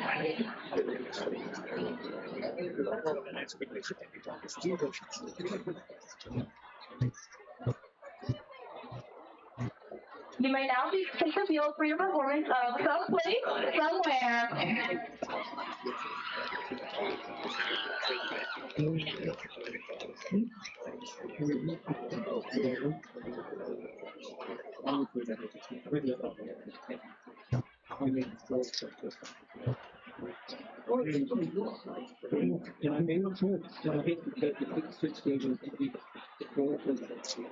He's expected to pass the ball off. There's no reason not to.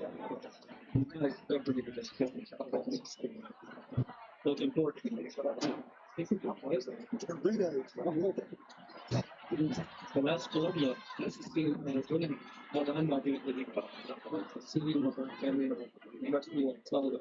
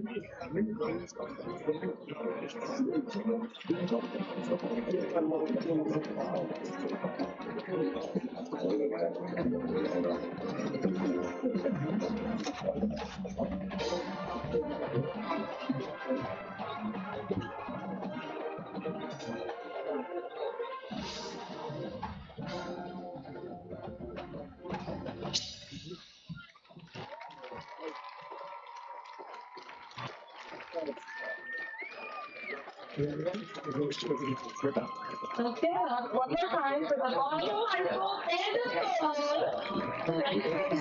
Advanced projects and supporting you guys help funding the Construction Association National Center, Raising Kings, Vicky Barbecue, and Breakfast. Best of luck to the Mansfield band in their season ahead.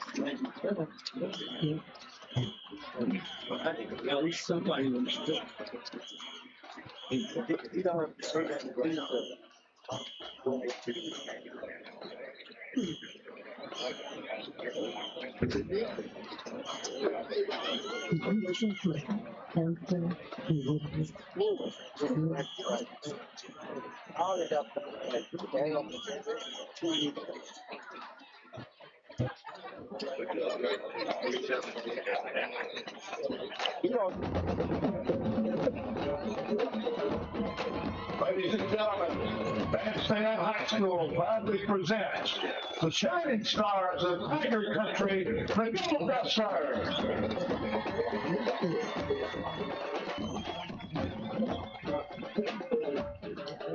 Social officers are Coley Horn and Ainsley Smith.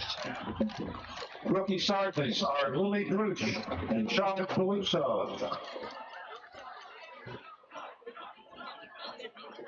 The Gold Dusters are led onto the field by their officers. Junior Lieutenant Emery Espinosa, Senior Lieutenant Brooklyn Chenier, First Lieutenant Warren Moses, and on the 50-yard line wearing the signature goal, Captain Mackenzie Estelle.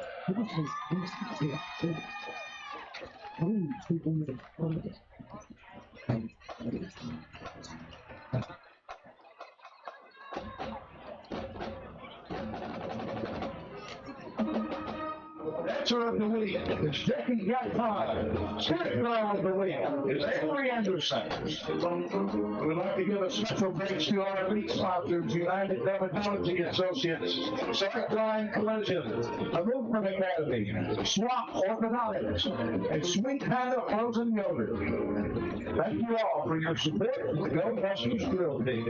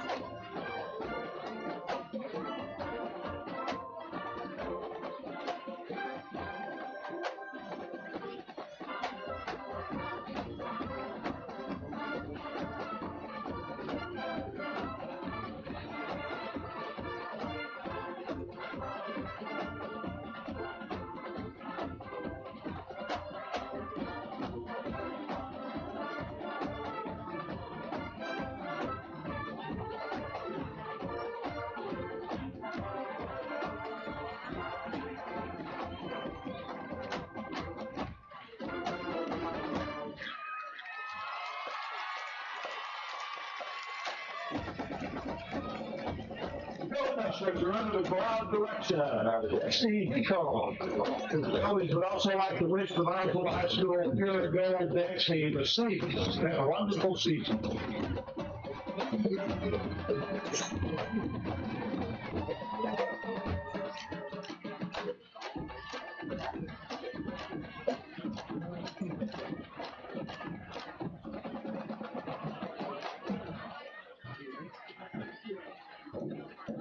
And now, taking the field is the pride of Mansfield High School, your 2025 Tiger Marching Band. Our band is being led on the field by drum majors Ashton Cadenhead, Madeline Bell, and Gianna Gill. The 2025 Tiger Band captains include Hannah Kramer, Ryan Wiegand, Karina Perdomo, Marley Ibbotson, Sarah Sexton, Ryan Haycock, and Sean Harmon. The Tiger Band would like to recognize this week's members of the week. Based on their hard work and improvement, this week's members are Aubrey Ratana, Logan Hicks, Zoe Gason, and Allison Wynn. Now, the band would like to perform a portion of this year's contest show. Enjoy a small preview of this year's production entitled Rain, featuring trumpet soloist Ryan Wiegand, tuba soloist Levi Patterson, and flute soloist Anna Kramer.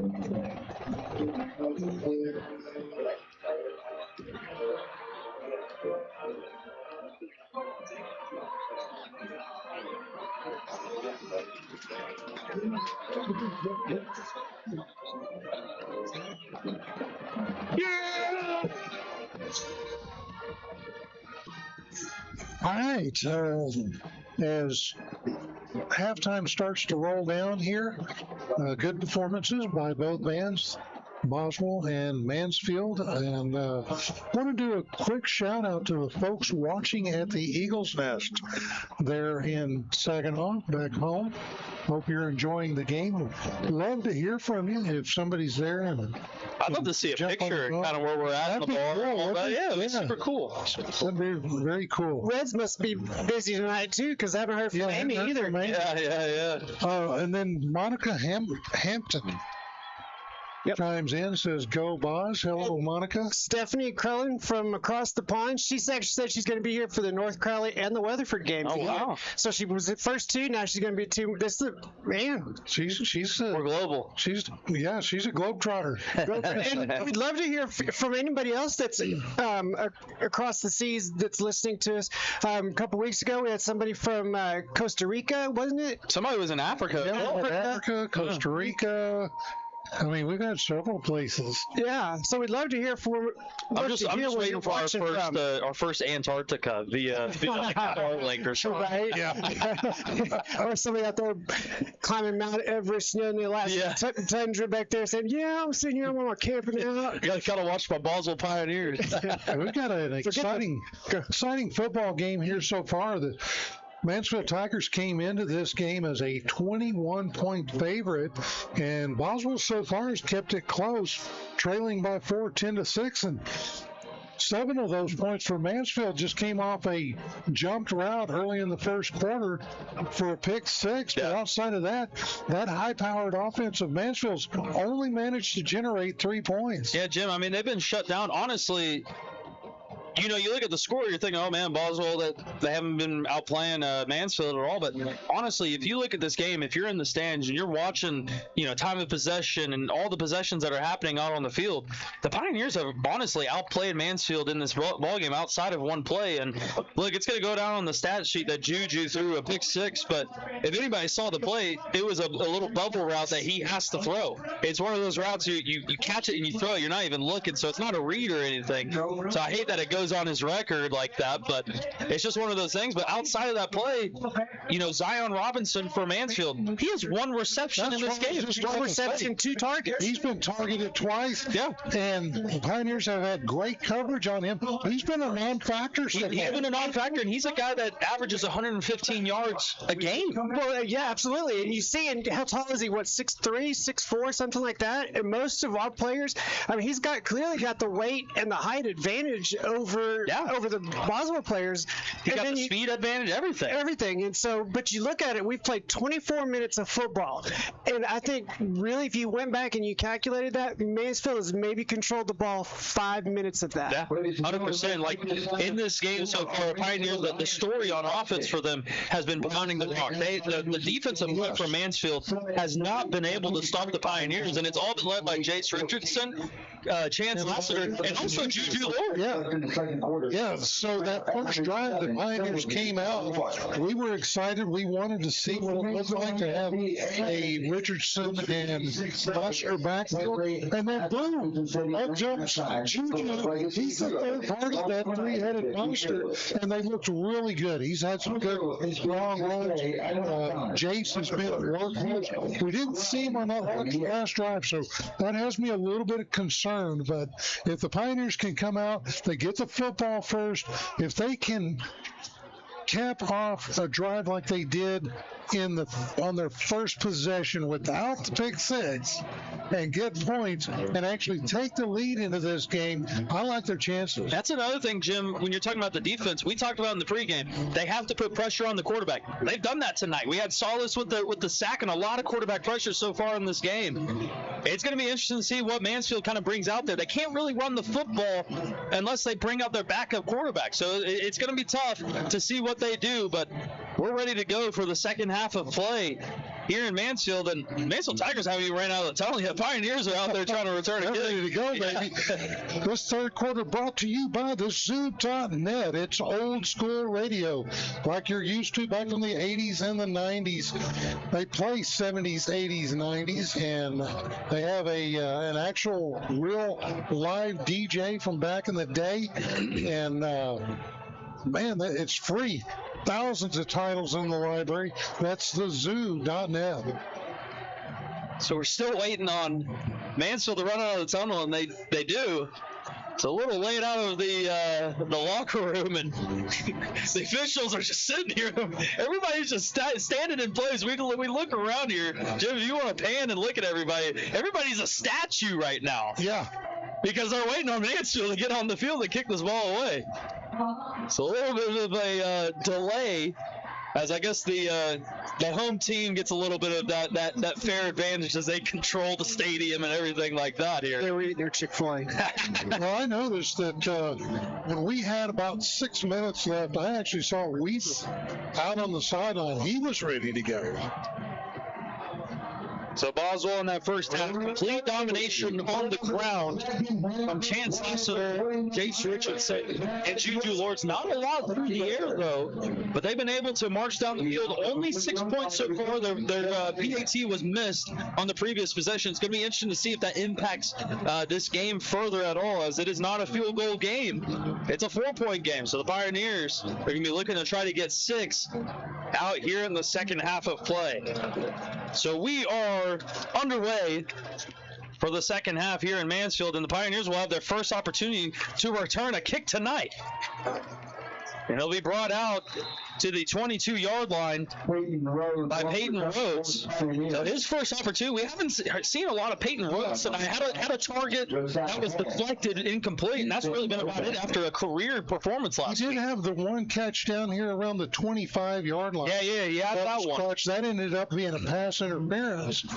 But, I like his call. So first and 10 for the Pioneers from their own 22-yard line. And they'll come back out just like they did in that first half with 2 tailbacks, Jace Richardson and Chance Lassiter. And, man, Jim, we saw it in the first half. It's going to be interesting to see how Mansfield can try to stop this front. So here's a handoff to Chance Lassiter. He's going to kick it out to the right side. Bounces off of 2 tacklers. He's going to do a whole lot of nothing and lose about half a yard. Yeah, that time the Mansfield defense just did a good job of stringing that play out, not giving him a lot of open room to run. And unfortunately, that brings up 2nd down and 10. And this may be where, Jim, in this game, that Juju, we may have to see him throw the football a little bit. You see they're loading this box, trying to get some stops up front. 2nd down, Juju back to pass, looks, throws the halfback wheel to Chance Lassiter, and it's incomplete. If that ball was on the money, it could have been a pass interference, as that DB was all over Chance Lassiter. It did not turn his head, but with that pass being so far out of reach, they're not going to throw that flag. The one thing that I do worry about on this game, though, is that it's basically just the Chance and the Jace game. Yeah. We're not seeing much of anybody else, and I worry about that. So 3rd down and 10. Pioneers are trying to not be one-dimensional. Back to pass. Juju looks, throws it. This one is caught. That is Lassiter. Right. So Chance Lassiter, who has been in the slot a few times tonight, gets his first reception. Cut back, takes about 2 steps, What do you think about Chance going out in the slot a few plays? I like it because it takes that focus off the backfield. Yeah. Well, he's their biggest receiver out there, too. So Juju will keep it on the read option. He breaks off a tackle. He's trying to make something out of nothing. Can he get back to the line of scrimmage? No, he can't. So they'll lose a few. Yeah. So Mansfield, good block back there in the backfield, but just not enough to spring Juju. a few run plays so far. They've done a better job than we've seen so far tonight of stopping this run. And it'll bring up a 2nd down and 15. That was a loss of 5 as Juju kept it on the read option. They'll go back to the 2-back set with Chance and Jason. They got to get to the 48. So they hand it off to Chance Lassiter up the middle. He's going to get a couple out to the 35, but that's still going to leave up a 3rd down and long. And the Pioneers so far this season haven't really been a deep passing team on these long down yardage, on these long down plays. So that's what got them last week against Fort Worth. A team, but the Pioneers were really lacking on 3rd and 4th down. So 3rd down and long for Boswell.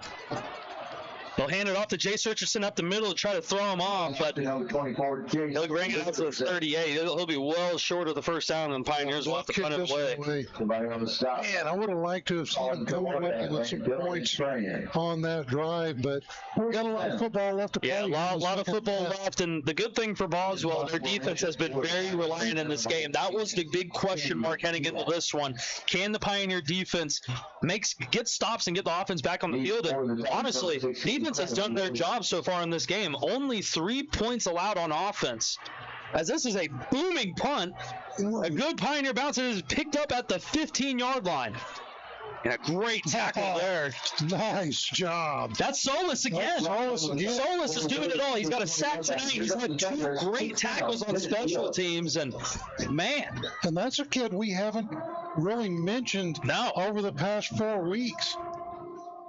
It's nice to now see for Boswell have a guy that can fly down the field and make the open field tackle, and Solis has really done that tonight so far. Got a quick score update over in the other side of town here, Mansfield. Legacy against North Crowley down 54-0 with 42 seconds left in the first half. Oof. Big one there. Eagle. So there's a handoff to the right side. Out to the 25-yard line. Eagle Mountain is up 25-8 over Aiden Vasquez gets a gain of 5, and that's only his second carry of the night so far. He had a good carry on that first drive, and they just haven't gone back to him. The big story in that first half was Zion Robinson only had 1 reception.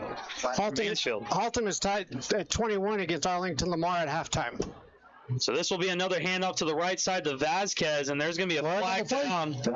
Somebody's hat came on. Yeah, so this may be, you got to hope it's not hands to the face or anything on the Pioneers, or maybe hands to the face by Mansfield. This could be a 15-yard penalty. I think that was a Pioneer hat that came off. It was. That was 18.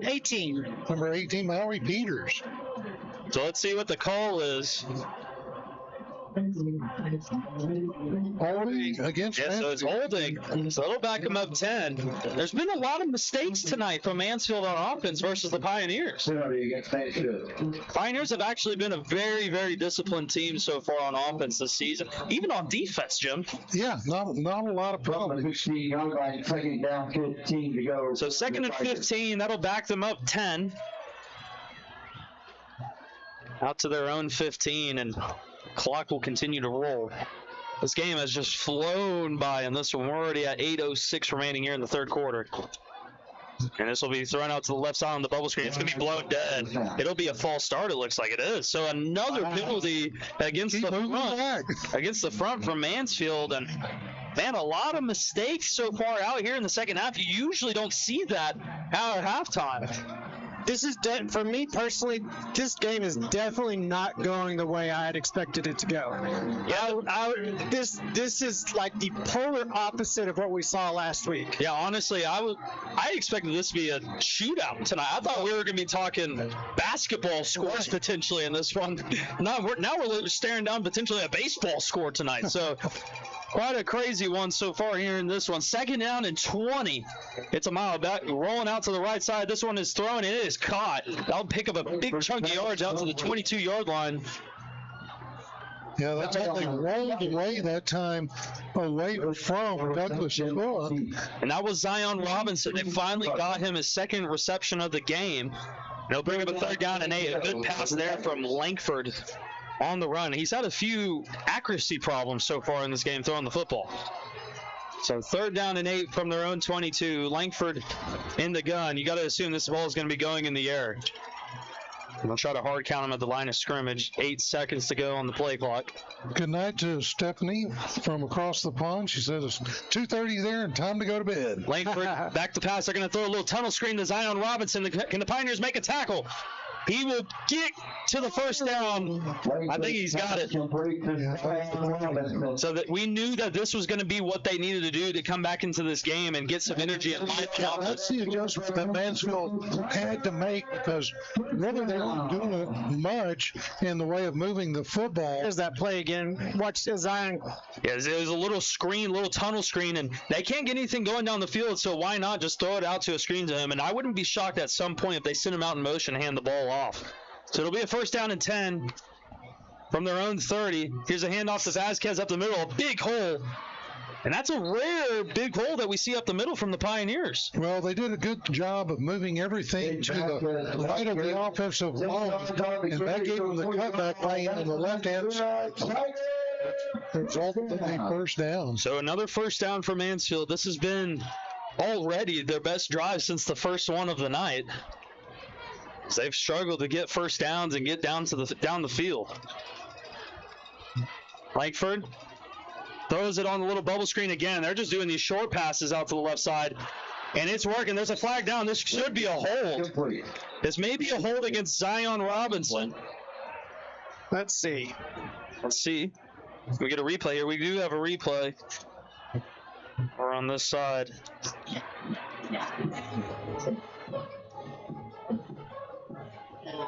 Yeah, right there, Zion pulling the who is that? Number 2? I think it's a block. Either a block in the back or a holding against Zion, but either way, it's a good sign for the Pioneers as the long play will come back. So, Jim, you're seeing so far to start the second half, Mansfield's throwing just a lot of bubble screens and little tunnel screens. They're taking advantage of the Pioneers playing so far off the football. There's a lot of green right there at the second level for Boswell. So now it'll be a first down and 10 from their own 41. Langford in the gun. Pioneers showing blitz. They'll hand it off to the right side. That is a new tailback. That is Raymond Weaver. The ball carrier. It's a gain of about 4. They'll bring up a 2nd and 6. 3 yards on the carry at the 44. Is that Will Watson coming in on the blitz? 2nd down and 6 to go. So 2nd and 6 from their own 44. Well, I like seeing that. The nose tackle for the Boswell Pioneers, number 77, Oribe, back in the game after missing a couple of weeks. Yeah, it's been a while since we said his name. Glad that he's back on the field. Langford, back to pass, throws it out to the left side. This one is caught. Good block there from Zion Robinson. And it'll be a first down. That is Chase Fisher on the reception. So they would throw a little hitch. He bounces around the left side, and it's just a good block from Zion Robinson. Yep. And they're just taking it, what the Pioneers are giving them. They can't really run the football well. They can't throw the football down the field, so we're just going to keep doing these little dump-offs and see if the Pioneers will take the bait and hit them deep. Yeah, the Pioneers are giving up a good 5-10 yard cushion there in the secondary, respecting that passing attack. Now Mansfield really trying to control the time of possession. They're taking their sweet time. Langford hands it up the middle to Raymond, and this has probably been the best blocking we've seen tonight so far from Mansfield. It's a big first down out to the 21. Raymond Weaver, sophomore tailback, has really given them a boost tonight when he's been in the game. Now all of a sudden, Pioneers are facing a potential two-possession deficit. You got to be hoping for a field goal here. They have not found an answer for Mansfield. Yeah, they got to buckle down here. Langford in the gun with 3 receivers out to the right. Here's a fake handoff. Langford looks, throws a seam across the middle. It's caught. Touchdown. That's Zion Robinson. So we knew it was coming. It was just a fake handoff right across the middle. A little seam into the end zone, and that was just pitch and catch there. Yeah, matched up that time by Canyon Diaz. He just uses size. Yeah, size, speed, and athleticism. Zion Robinson, that's his 7th touchdown reception so far this season. And that's Langford's 15th touchdown pass. So that's about almost half of his passes for touchdowns have gone to Zion Robinson.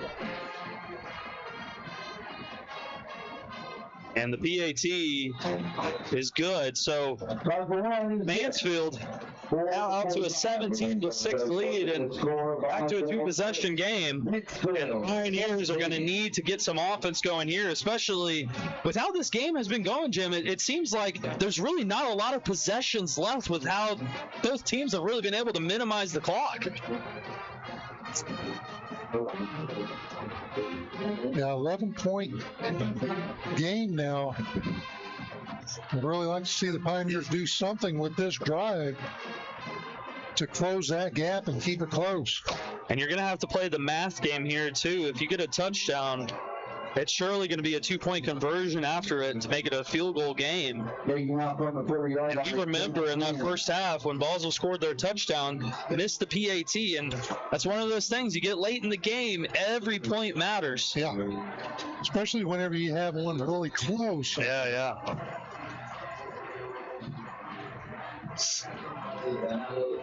So Mansfield ready to kick this one away. That was by far their best offensive possession of the night. Was able to just pick apart the Boswell defense. As this one will be booted and was caught and taken out at the 3-yard line. He can't make it to the 20. Armani Jones. Jones with the return. And that's one of those ones, Jim, where Coach Emerson, special teams coordinator, maybe a little upset that he didn't just fair catch it and take the touchback, because you're talking about, I know it's 3 yards. Go back into the end zone. Yeah, I mean, excuse me, I know it's like, 9 yards, 8 or 9 yards that you're giving up there, but those are big in these games. The Pioneers will start off at their own 16-yard line. With Richardson in the backfield. Yeah, Richardson in the backfield. Oh, excuse me, it's Lassiter. Oh, Lassiter hits the guard on the right side. He'll get a gain of about 1.5 yards. That Mansfield defensive front really starting to step up here and not allow these 3 or 4 yard gains that Boswell is taking off in the first half. At the 19-yard line.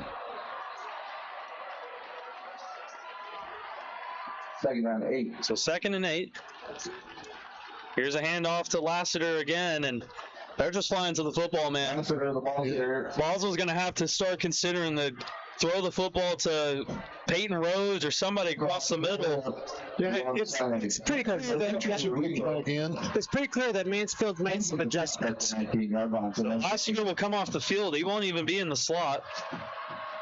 So 3rd down and 9.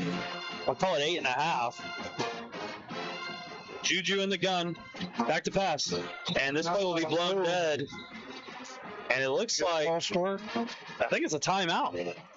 Oh, it's a timeout for Boswell, and you got to hope that they really saw something that they didn't like there, because you really want to save these timeouts here in the second half. Right.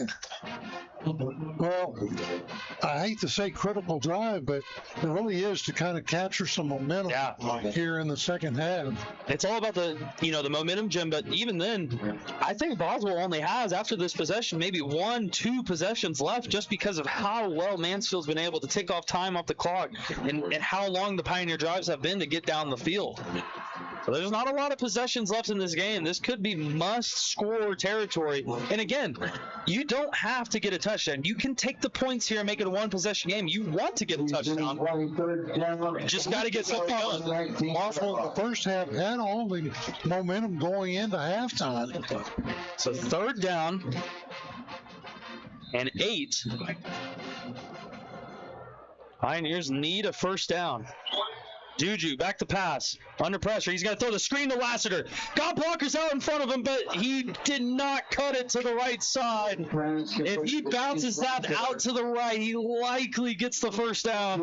Instead, he will be well short And Boswell will bring the punting unit out. And that's a rare decision there from Lasser. He's usually very good with his vision upfield. Sometimes, though, when it gets chaotic, like here's the replay, he bounces that out to the right side. There's just a lane out in front of him. He gets to 30, likely gets the first down. Yeah, Mason just kind of missed on the block. Yeah. It's tough, though, for Jim, for those linemen to come out from their usual breaks and go block upfield like that. They turn the receiver. So this punt is away. There's a flag. Here's a flag. And another flag comes out. This is going to be coming back, likely blocking the back. No, it was flag at the. I think there's too many on the field because they, as soon as they snapped, they threw the flag. Hey, you got to be thinking, as the officials are huddled up here. This is definitely against Mansfield, as we have an official down here. So if you ever want an insight in high school football on who the penalty is on, just look where the coach is at. If the coach has an official there, the official has a walkie-talkie, and they're communicating to all the other officials, and they're saying, hey, do you want to accept the penalty? Do you want to decline it? So this is a pretty clear indication that it's against Mansfield. We just don't know what it is yet. So here's the call. And it's too many men on the field. I think I heard against Mansfield. I think I heard the coach yell off. Yeah, so that makes it a little bit interesting, Jim. That actually may make it a new set of downs. Yeah. Because I think it was 4th and I gave the Pioneers the stretch. Wow, a gift. I mean, that's a gift for the Pioneers. Now you have to capitalize and go get points. Drive stays alive. Wow. That is unbelievable. What a break for Boswell as they'll take over for 1st and 10 from the 28. Juju with Richardson to his left. It's a little delayed handoff to him, and they're just flying to the football. But what a run still out to the 30. A gain of 2 for Jace Richardson. He just always finds a way to fall forward. He drops in legs. And he's not the biggest guy in the world, too. He's very stout, very strong. But he does not have a lot of size on these guys, but he does not care. He is a treat to watch. He's a lot like Jay Garcia back in the day. Yes. So here's a handoff to Richardson up the middle. Big burst of speed. Breaks a tackle. Spins out of it. Jace Richardson. Running out to the 45-yard line. And this kid. That was all Richardson. Everything, man. Unbelievable run from Jace Richardson. He's like Gumby. First and 10 at the 45. It may be a pretty clear indication at this point who the starting tailback is for the Pioneers. I mean, this kid has really just taken over this position. Here's a handoff to Richardson up the middle. Got blockers. Another good carry from Richardson. He'll bring it out to about the 49.5-yard line. A gain of about 4.5. Just this guy, man. He just ran through like Olawape had him at the 36 from Mansfield. Had him there at the line of scrimmage by the shirt, and he just ripped through it. So Jace will stay out there, 2nd and 6. They'll hand it off to Richardson, and he's going to be stopped, though. And slung down. Yeah, Mansfield was like, we are tired of you running right through it. They threw him out. So that's kind of what happens sometimes on those delayed handoffs. Sometimes they work. Sometimes you allow those ends to come through and bring you down, and that's what happened. So it'll be 3rd down and 6. Another critical 3rd down from the Pioneers. And they've got Laster back in the backfield again. So Laster will be that blocker. Throws it to the right side. It's caught. The Pioneers get the first down to Rhodes. A little HBO route. That could have been picked off. Andrew McKinney was right there. Juju just threw it over his head. And Andrew McKinney was the one that picked that off earlier. He could have had 2 pick sixes. And I was worried that Payton was going to step out of bounds before he hit the first down. So a great route concept and a great ball from Juju Lords. It's a first down for Boswell. Here's a hand. Oh, Juju keeps it. Juju down the sideline. And I believe it's going to be coming back. So I think it's a real mistake for the Boswell offense as Juju Lords. He's going to be stopped a yard behind the backfield. Yeah, let's see the replay. As this one will be fairly going against Tyler Davis. Mansfield. Let's see. Yeah, it's right there, I think, number 10. Oh, that's Yeah, that's against Jaden Barboza. Yeah, Barboza barely grabbed him, but even then, when you have an official right there, there's just no need to pull the jersey and show yourself off like that. So it'll pull that big run back for first down from Juju. And it'll be, looks like first down and 8.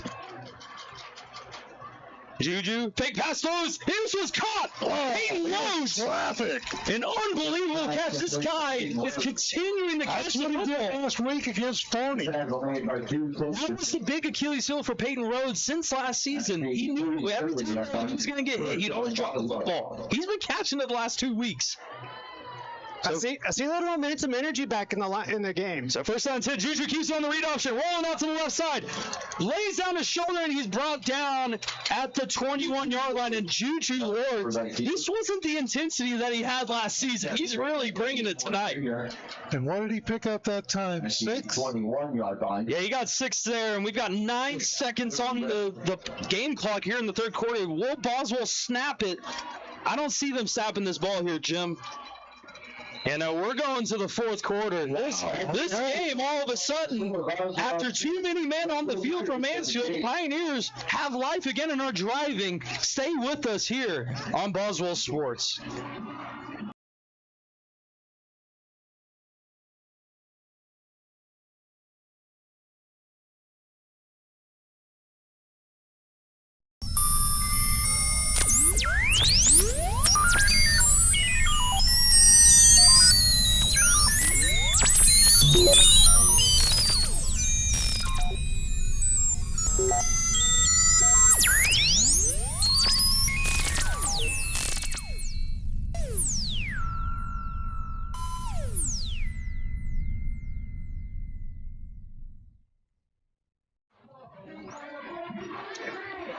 We are back here for the fourth quarter of play, as this quarter is brought to you by Sandy's Action Photography. She does it all. Tell us about Sandy. Oh, man. She brings you those pictures you see every week.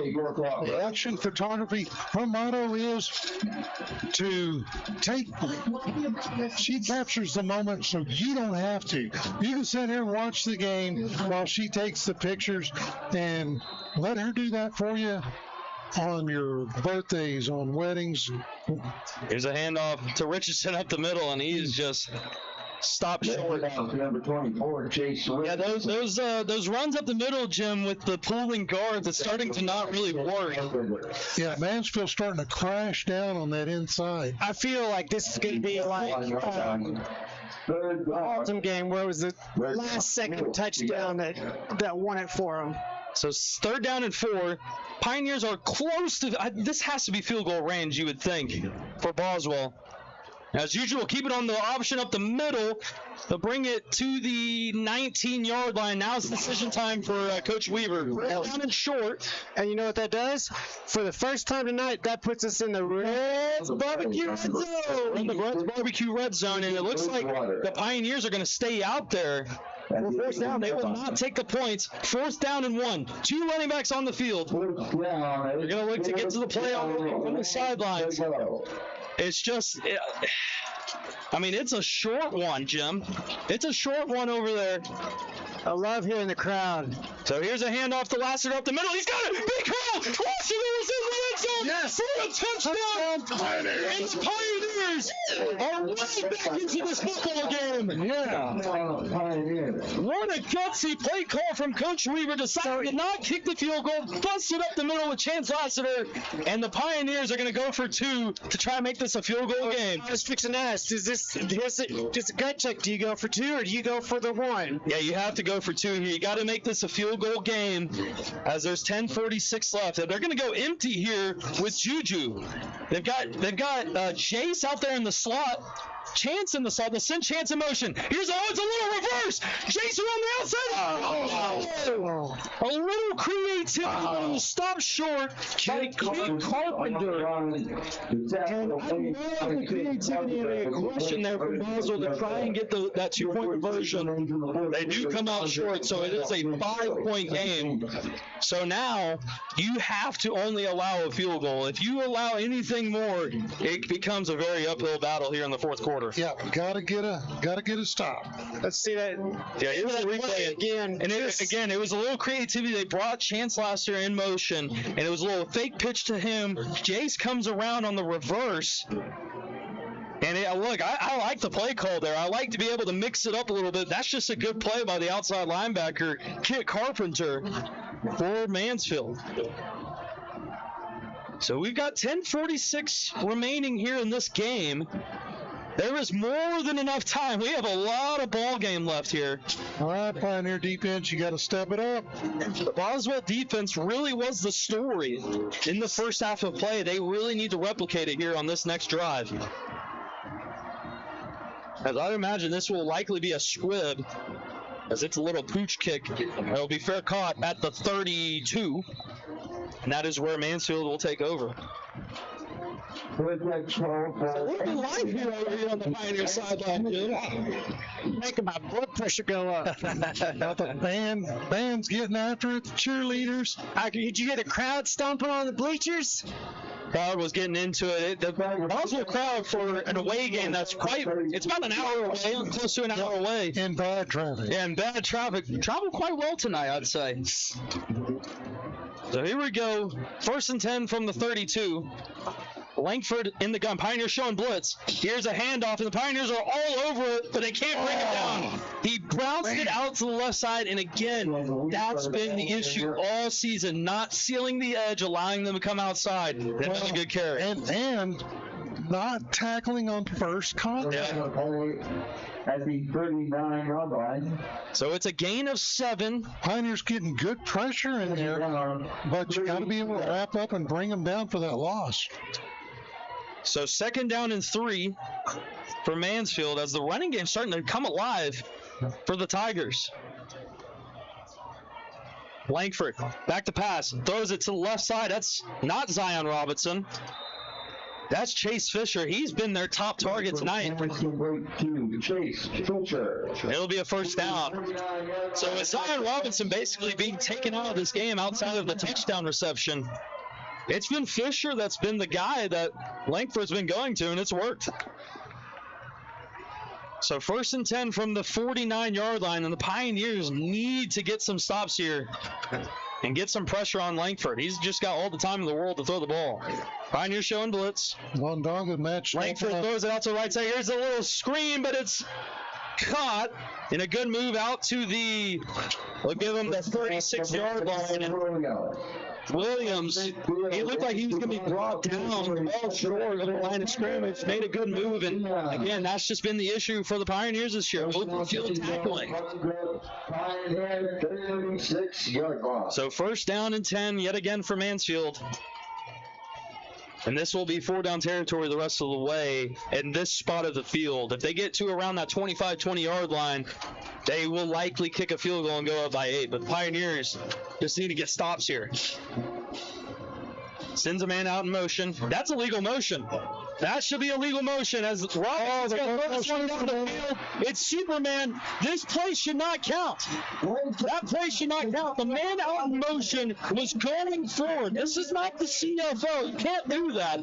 But it will stand. It's a touchdown. There's no flag. Here's the replay. We'll see the replay. Good call here from Keith Diamond. He's running forward. That is not legal. That is a legal motion. That play should not count. Unbelievable. How do you miss that as a line judge? That is unbelievable. So Mansfield catches a big break and will kick the PAT to go up by 12. It's a high snap. And it's good. I don't think the coaches even saw it. Yeah, I don't think the coaches saw it, but up here, it was clear as day. You didn't even need a replay to look at that. If you send a man in motion, he cannot go running upfield in any angle. He has to go 90 degrees. And he's the guy who made the block that opened Robinson to throw the pass. Exactly. I mean, that is a massive mistake to miss as an official. And if you're a line judge, you don't want to dog on him too much, because the officials they endure so much crap from people in Texas high school football, and they're volunteering out here essentially. They don't get paid the best, but I mean that's just one of those plays you got to call. If you really think about it, that's 2 plays, 2 errors, and both of those errors resulted in that play being a touchdown. So really, take those 2 errors away, the game is tied. So I mean, you don't want to say moral victory, but you're doing your job. Yeah, so the Pioneers now, there's still a lot of clock left here in this one. We got 9:47 in this game. You got to be thinking you got to get a good drive here and score within the next 5 minutes here, Jim, you think? I would love to see Coach Freeman come back with the Superman for the Pioneers. So here you go, we can do it too. As this one will be skied and fair caught at the 20-yard line, about the 19.5. That's where the Pioneers will take over, and it's a total toss again. All of a sudden, the second half, Jim, is a shootout now. Yeah. I don't know what you thought was going to happen in the first half. Yeah, so we've finally turned this game just based off of how the games have gone for Mansfield this season, with the high scoring back and forth. I mean, they had basketball scores in their games. We thought this was going to be how it was. Really hasn't been that tonight until here in the second half. So just a quick score update. Crowley is still 28-0 over Weatherford with 4 minutes left in the third. So here's a handoff to Richardson up the middle. Big run. And keep going, Keith. And North Crowley with the start of the fourth quarter, 61-0 over Mansfield Net Legacy. Wow. Good run from Jace Richardson, a gain of 9. It'll bring up 2nd and 1. Pioneers showing tempo. Hands it off to Richardson again. He's going to be stopped short. He's a yard short. So it'll bring up a 3rd down and 1. And other Eagle Mountain District, Eagle Mountain Knights, are up 32-8 over Bedford. So 3rd and 1 from their own 34. I'd love Laster to get an opportunity here and bust it up the middle, but they're going to keep Richardson out. They'll hand it off to him. Richardson stopped, but he may have got pushed forward by so their defender tackled him from behind and brought him forward. It's a 1st down. Well, he loves running behind meets number 64. You got to be thinking the Mansfield defensive coordinator is thinking, what are we doing? That big right tackle for the Boswell Pioneers. So 1st and 10 from the 37 now. Juju pumps. Gonna throw the seam down the right side. That should be pass interference. There's no flag again. He tackled him. Where's the replay, Keith? I need a replay.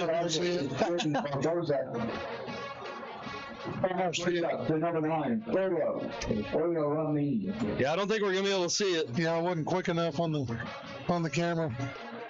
Yeah, so it was very close. It looked like Peyton Rhodes. Looked like Peyton Rhodes was brought down before then. So 2nd and 10. Here's a fake handoff. Throws it to the left side. This one's caught out to the 45-yard line. It is caught by Porter Stevenson. He's just been a clutch receiver for Boswell this year. He's a big target, 6'5". And with him getting out of bounds, the clock stops. So 8:33 to go. 3rd down and 2 for Boswell. From the 45-yard line, it's 4-down territory the rest of the way. 2-back set for Boswell. Clock remains stopped as he went out of bounds. Here's a handoff to Richardson to the left side. He's close. He's a yard short. What do you do? Wow. What do you do? I don't know. You're down 24-12, down by 12 points. I think you're running out of possession. You got to go for it. Yeah, you got to go for it. 4th and 1. I mean, it's short. It's 4th. It's not even a full yard. It's probably about 3/4 of a yard. 4th and 1. 2-back set for Boswell. Hands it off to Lassiter. Lassiter's going to get it. It's a 1st down. That O-line for Boswell, good push off the line of scrimmage. That should be a flag. It should be a late hit. The play was stopped. A lot of missed penalties out here tonight. Wow. The whistle was blown. Here's the replay. Forward progress. So progress had him stopped there, and they kept going. I mean, my word. Letting them play tonight.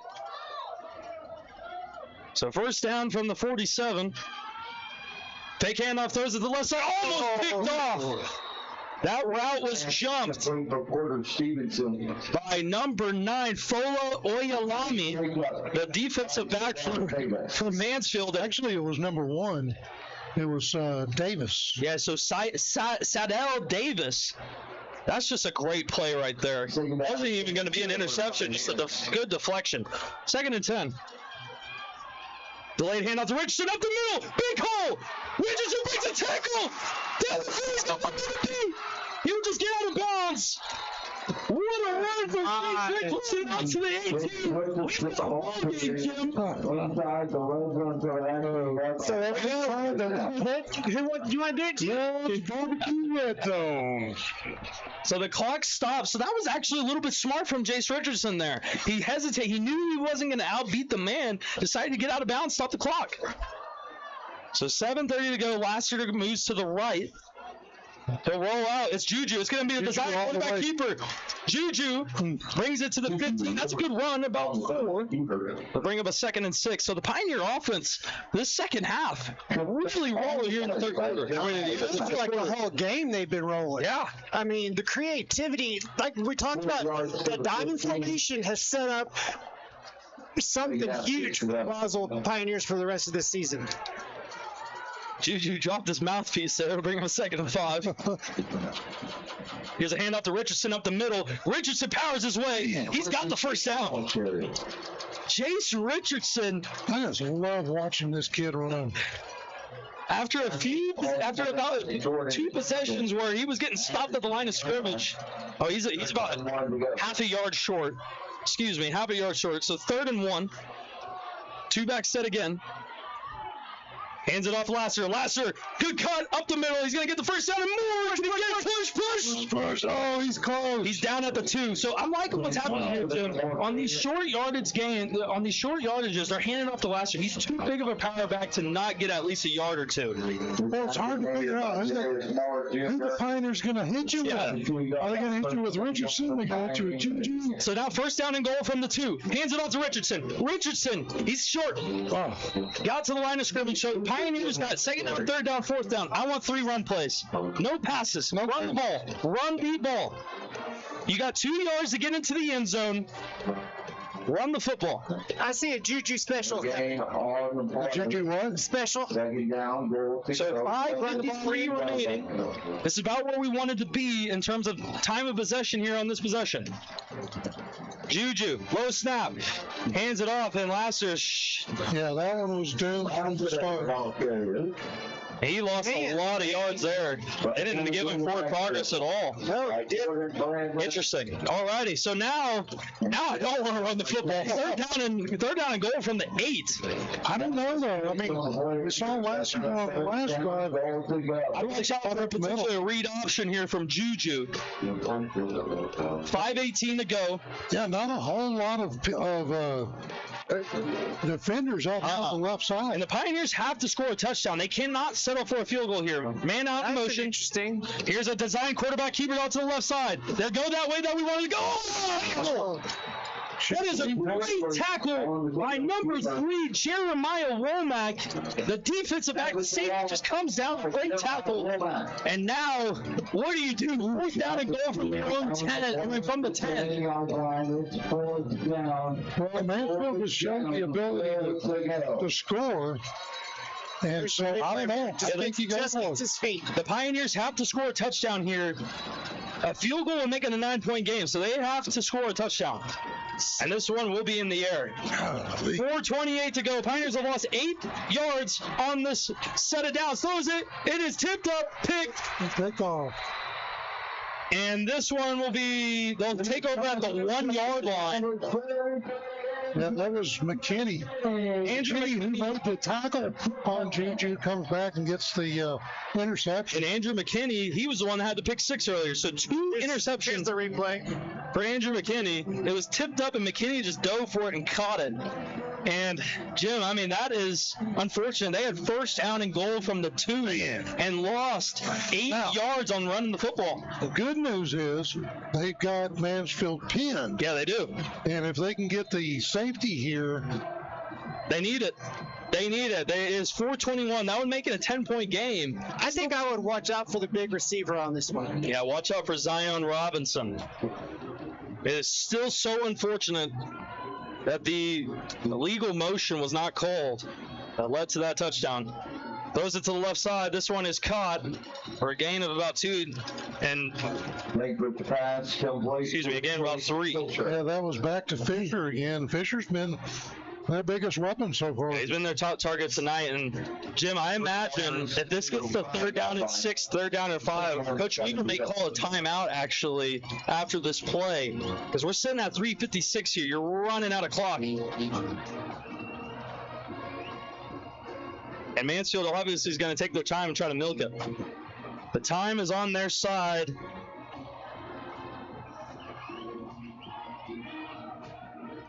Langford in the gun, Pioneer showing blitz. And the play's blown. It should be a false start. Nice. Back him up. So this will back him up half the distance. Students, call your right at this time. Don't forget to call your right. No film on the field for the game. Thank you. So here we go. What time it is? The penalty against the Tigers. Walk off to the 2-yard line. Take it down. Whoa. Why is the game clock wrong? They shouldn't get 2 sets of game clock after that. Wow. So here we go, 2nd down. Back into their own end zone. Hands it off. Pioneers with a good tackle. So now we'll bring up 3rd down and maybe a timeout. Nope. We'll keep it rolling. 3:10 to go. 2 timeouts for the Boswell. Boswell will pick at the pocket the timeouts. With 3 minutes to go, 3rd down. And about 6. A 1st down does it. So they're running down to 2:40 mark. 6. Yeah, around 2:40 is when they'll snap this ball. I wouldn't be surprised if Mansfield calls a timeout here, actually. But they're going to run up to the line of scrimmage quick. They'll snap it. Langford back to pass. Looking. Heaves this one down the field to Zion Robinson. He's wide open. Catches it. And that's going to do it. That's going to do it. They go to their 4-star recruit that is heading to Michigan. He gets the 1st down, and that is likely church. Here's the replay. Just a good ball. The best pass that Langford has thrown tonight. There's not much you can do with you when you got speed, like going up against speed like that, unless you've just got speed yourself. Just beat him over the top. So now with 2:16 to go, this will lead us to the... Probably just be a kneel down. And so the Pioneers technically still have 3 timeouts because of the 2-minute warning, but there's just not a lot of hope here. Langford throws to the left side. This one is caught, breaks a tackle. There's a flag down. This one will likely be coming back. He goes into the end zone, but I think this one's going to be coming back on a penalty. Yeah, it will be. They're bringing everybody back. Let's see what happened here. I'm going to see it. Against the Boswell Pioneers. Oh, it's against Boswell. Wow. Likely an offsides. So that's going to do it.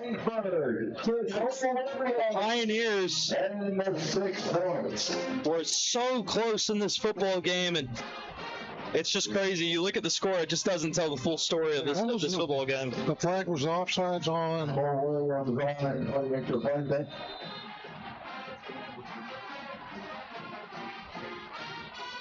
The PAT. Oh, it's still doing the replay. Yeah, you can't see it. PAT is good. So Mansfield out to a 31-12 lead, and it's just one of those games, Jim, where a couple plays go the Pioneers' way. This score is completely flipped. Yeah, honestly. There was the pick 6 that, like you said, he had no choice. I mean, that's just a. It's a bubble route that he has to throw. He has to throw, and then the penalty. Yeah, the illegal motion. That's going to be one. Yeah, that's going to be one we're going to look back on for a bit. If that one gets called, where would this game be at right now? Yeah. Oh, you hate to see it. Yeah, you Boswell do. played one of their better games and just come up short. Sometimes things aren't going to go your way, and sometimes in football there's 3 or 4 plays that decide the game legitimately, even though this is a 19-point game here, 31-12. It doesn't tell the full story. I mean, it was 3 or 4 plays that really decided this football game, and honestly, I feel like the Pioneers offensively had one of their best games of the season. There's a lot to lot to look forward to.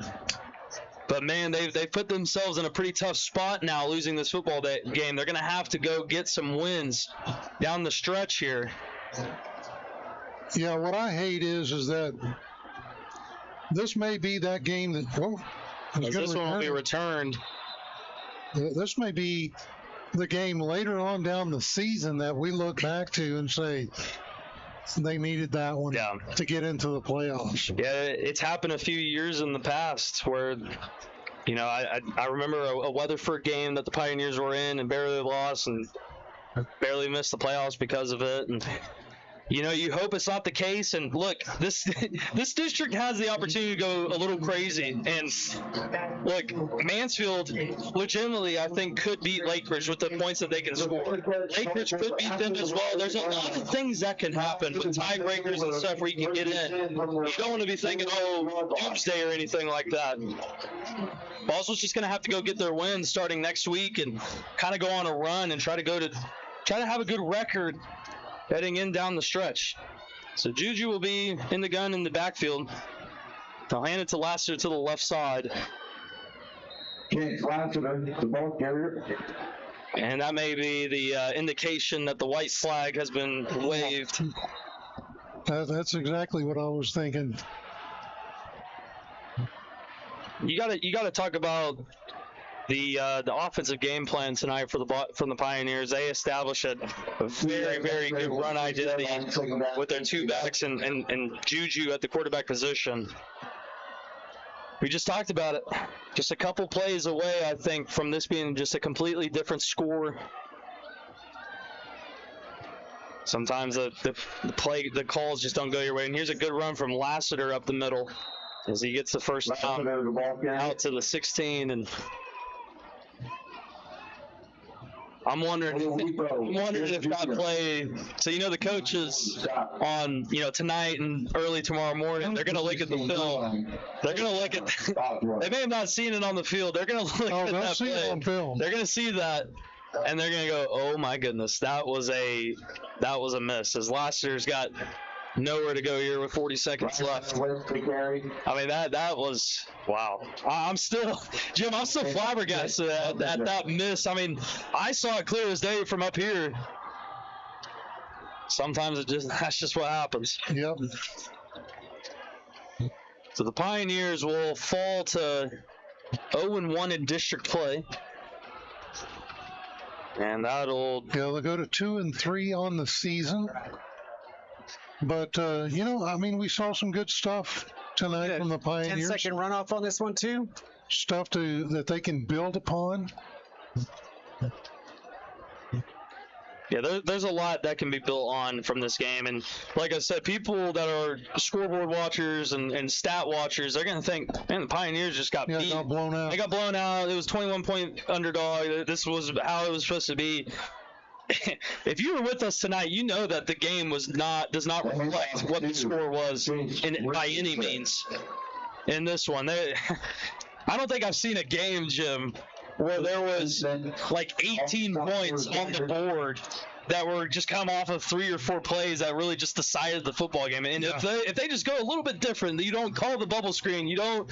If they throw the flag, it's just a little bit different. But that'll do it. Here from Mansfield as Mansfield picks up their first win at district play at Boswell falls to 0-1. It is a 31-12 loss. So stay with us for the post-game show here with me and Jim Howard and Keith Diamond. Talk a little bit about this 31-12 loss.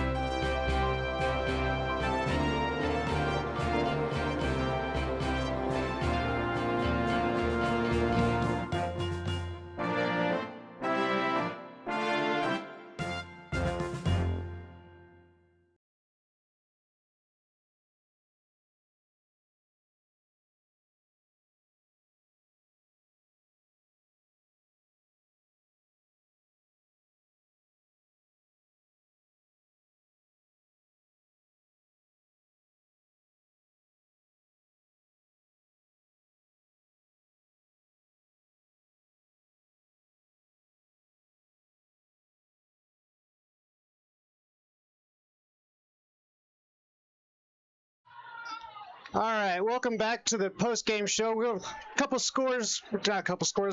list of scores real quick. We'll try to make it brief for Jim because he's got to go to bed tonight.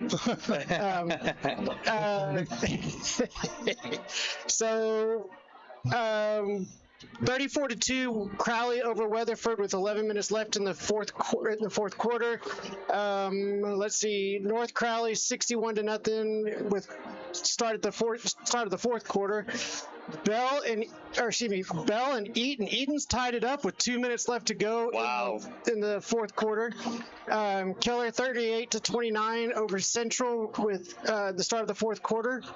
Duncanville 50, Skyline 3, Trophy Club 31, Byron Nelson 31, Trinity 6 with 4:40 left in the third.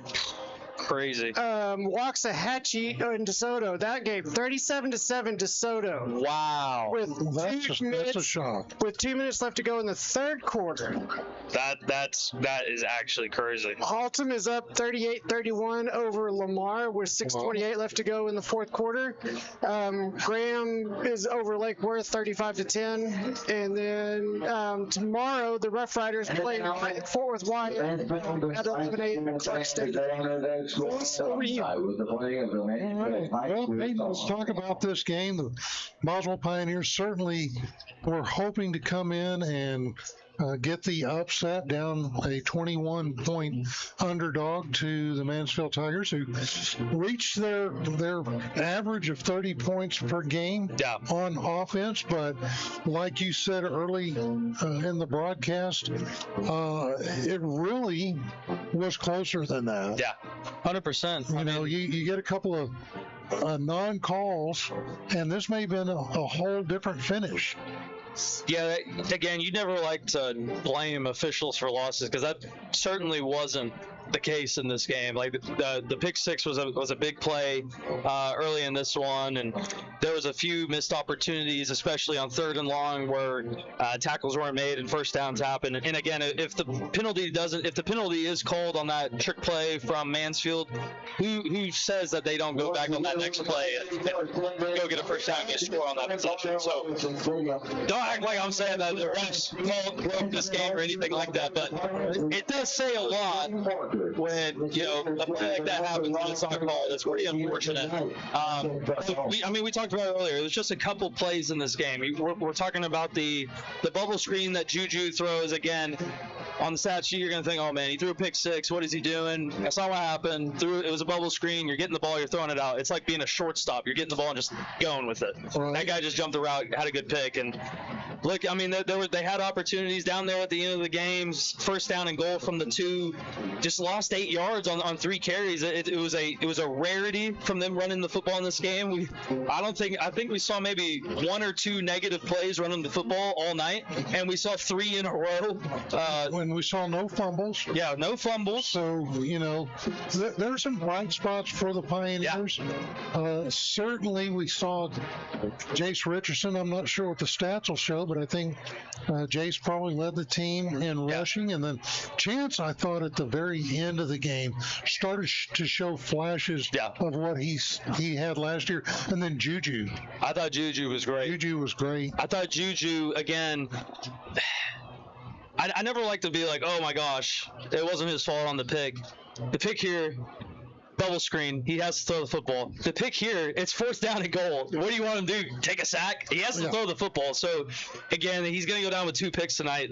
It doesn't really tell the full story of this game. I thought Juju played really well. He made some big-time passes down the stretch here at the end of the third quarter, coming down to this side of the field. Threw a great ball to Peyton Rhodes. Threw another great ball to Porter Stevenson on the outside, coming back this way as well. And look, I think there's a lot of bright spots here offensively for the Pioneers, and I think defensively as well. They scored 31 points. We're going to say that they actually scored 24 because that 7 of it came from the defense.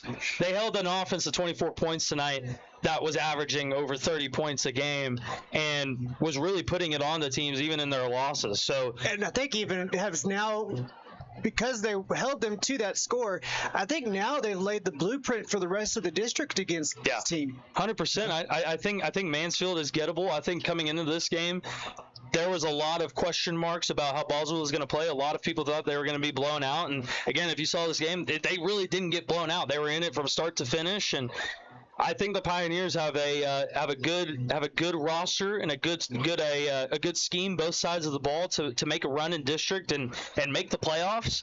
But they're going to have to go get wins and stack wins, and it can't just be, hey, we're in with 2 or 3 wins. They may have to get 4 wins to do it, and it's going to have to start now. And all of a sudden, that Crowley game in the schedule becomes really, really important. The Crowley game becomes important. You got to pick up the one from Legacy. Yes. You got to pick up the one from Weatherford. You got to get the Crowley. Let's be realistic about North Crowley. That's probably not going to be in the win column, but you got to get that. And then Mansfield Lake Ridge. Who knows what happened? Yeah, they're a whole different team than what they were last year, but you got to pick up 4 to get in. Yeah, I think realistically for Boswell, it's 3 or 4 wins to get into that 4th spot, and that's probably what it's going to be to get it done. And they got to start it next week. Got to go stack wins. And who knows? It is still a long season. A lot of things can happen. Injuries can occur. Yeah. Confidence can be broken. And the Pioneers may find themselves at the end of this thing looking at one of those playoff spots. That's what I think so too, Jim. I think that they don't have anything to hang their heads out over. Go watch the game tape tonight. Pick out all the good. Seriously, pick out all the good. Pick out all the bad. Put it all together, see what they can do next week. For those of you still watching at home, we are about to pick our player of the game for the Boswell Pioneers, both offense and defense. Let us know who do you think had a good game? Who do you thought was the player of the game for our Boswell Pioneers? Put it in the chat, and we'll read it off. So, Keith, let's start with you. I don't know if you had a chance to actually watch the game, but... Well, so I watched the game, but I don't really, my players of the game aren't really players. I'm going to go with coaching and execution, I think, in this. I think it's a total, the coaching, the play calling was innovative. It was different than what we've seen. It was set up by last week's game. It was a trial and error. Basically, I think I see last week's game as being a trial and error, and it's proved to be effective here against a very difficult team. And so you've got the play calling. You've got a framework that you're starting to build now that can get those, I think, Weatherford and Crowley and make those games competitive. And so along with the I totally disagree. We didn't see Superman, so we're... Come on, Freeman. Why no trick plays tonight? No trick plays, Freeman. Come on. But the kids executed, though, when they needed to, for the most part. Yeah. I mean, they're like you said, Peyton, there's just a couple spots where you can't control what actually happened that was against you. So, yeah. Yeah, I like it. I'll pick up off of him. It was a great scheme by the offensive and defensive coordinators tonight of Davis and Freeman, and I think there's a lot of good to take from it. But my offensive player of the game, it's a bit of a tough one because you just look at these running backs. I thought Richardson had a really, really good game, and it's easy to give it to him. But I feel like Lassiter at the end of the game really, even again 19-point deficit. You're not thinking this at all, but he really, I think, had some big time runs on 3rd down and short, and on these 3rd downs, 4th down and 1 at midfield. Had a great run up the middle. He's my offensive player of the game. I think coming back from injury, I think Lassiter, he's probably going to lose a lot more carries than he thought he was going to have, especially when he went down with the injury. He probably wasn't expecting Jace to come in and be the stud that he's been. But you can tell that even with it, and I haven't spoken to these, I don't know these guys at all, but you can tell that on the field there's a lot of confidence in the both of them, and it didn't seem like there's any frustration that you're not getting any opportunities at all, because they're both getting a lot of opportunities on the field. And I really liked how Lassiter played tonight, so I'm going to give Lassiter offensive player of the game. And then my defensive player of the game, it's a new guy. He really flew around the field on special teams, and he really showed his presence up front as well. He even had a sack. I'm going to give it to Carlos Salas, the junior linebacker. I feel like he had a really good game, and it was kind of his breakout game. You don't really see guys have a sack and then all of a sudden flying around on special teams making tackles. Usually those guys are getting the sacks, And they're not playing special teams. And he's still getting coached up out there on the field, too. Yeah, he's out there on the field right now getting coached up, and that's a guy that we need to keep our eyes on, I think, moving forward in district. He had a really, really good game, was flying to the football, great open field tackles, and he may be the answer that they need on that outside edge. For me, I got to give it to Braden Meeson. Yeah, he was a stud tonight as well. Offensive left tackle for the Boswell Pioneers, not left tackle, left guard. Meeson, I thought, did a good job of opening the holes for all three of those guys, for Lassiter and Richardson and Juju. And so I was really impressed with the line play tonight because, you had two running backs that I would say both got 100-yard. Yeah. We don't have the stats here, but sure seems like they both had a 100-yard game. And that doesn't happen without those big guys up front. Yeah. So for me, it's the offensive line and in particularly Meeson, who they ran behind, and they've been running behind quite a bit. And then on defense, I got to go with you with Solis. We mentioned his name several times, a newcomer as far as us calling him in the broadcast, and so I look for good things from him as we move forward. Keith, do you have the schedule for the Pioneers? Let's see. There you go. So there's the schedule for the Boswell Pioneers. As next week they are back home versus the Crowley Eagles. That's going to be a huge game for Boswell. Massive game. I have no idea what the Crowley Eagles have. Yeah, I think they're 1-3. Well, they won tonight big, so they're 2-3 now, but they've had some pretty tough opponents. But then again, they've also not. They're up 34-2 on Weatherford right now. Yeah. So what are the Crowley Eagles? Yeah. That's one you got to grab. That game is next week back at the Bos, and it is a 7:00 kickoff. Of course, we'll have pregame at 6:30. But before that, we've got Tuesday night in the Coaches Show, Pioneer Sports Extra, and that thing is always done at Red's Barbecue at 7335 Boat Club Road. We'd love for you to come out and join us. Get some great barbecue, hamburgers, chicken fried steak, fish, whatever you want, and join us for the show. We'd love to see you come out. We'll have a player that we will interview during that time, and so it'll just be a good time to talk some Pioneer football. And that starts at 5:00. We won't have a live broadcast.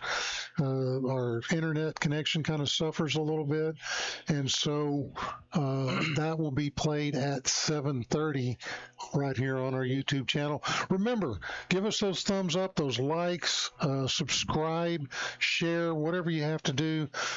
Let's get the word out about the Boswell Pioneers and Boswell Sports and this broadcast. That'll do it for us here. The final score, the Mansfield Tigers 30, your Boswell Pioneers 12. For the broadcast team up here, myself, Peyton Peterson, Keith Diamond, and of course the lovely Mrs. Howard, who's down there taking those pictures that you will see sometime this weekend. We will say so long from R.L. Anderson Stadium, and as always, go Boz. Go Boz. Lights above the field, Friday night tension high. Sweat on the backs, Pioneer pride. War drums beat inside, helmet cracks in the air. Concrete grit out and fight, enemies everywhere. Boswellsports, screams and screams, voices howl, spirits mean. Warriors clash unseen, legacy in the beams.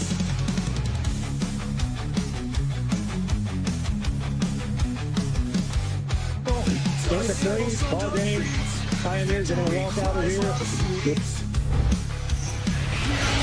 In the heat, a battle so bittersweet. Bones crush, hearts ignite, bleeding for the fight. Under the stars, in the night, pioneers never die. Boswellsports, screams and screams, voices howl, spirits ring. Warriors crush unseen, legacy in. Touchdown,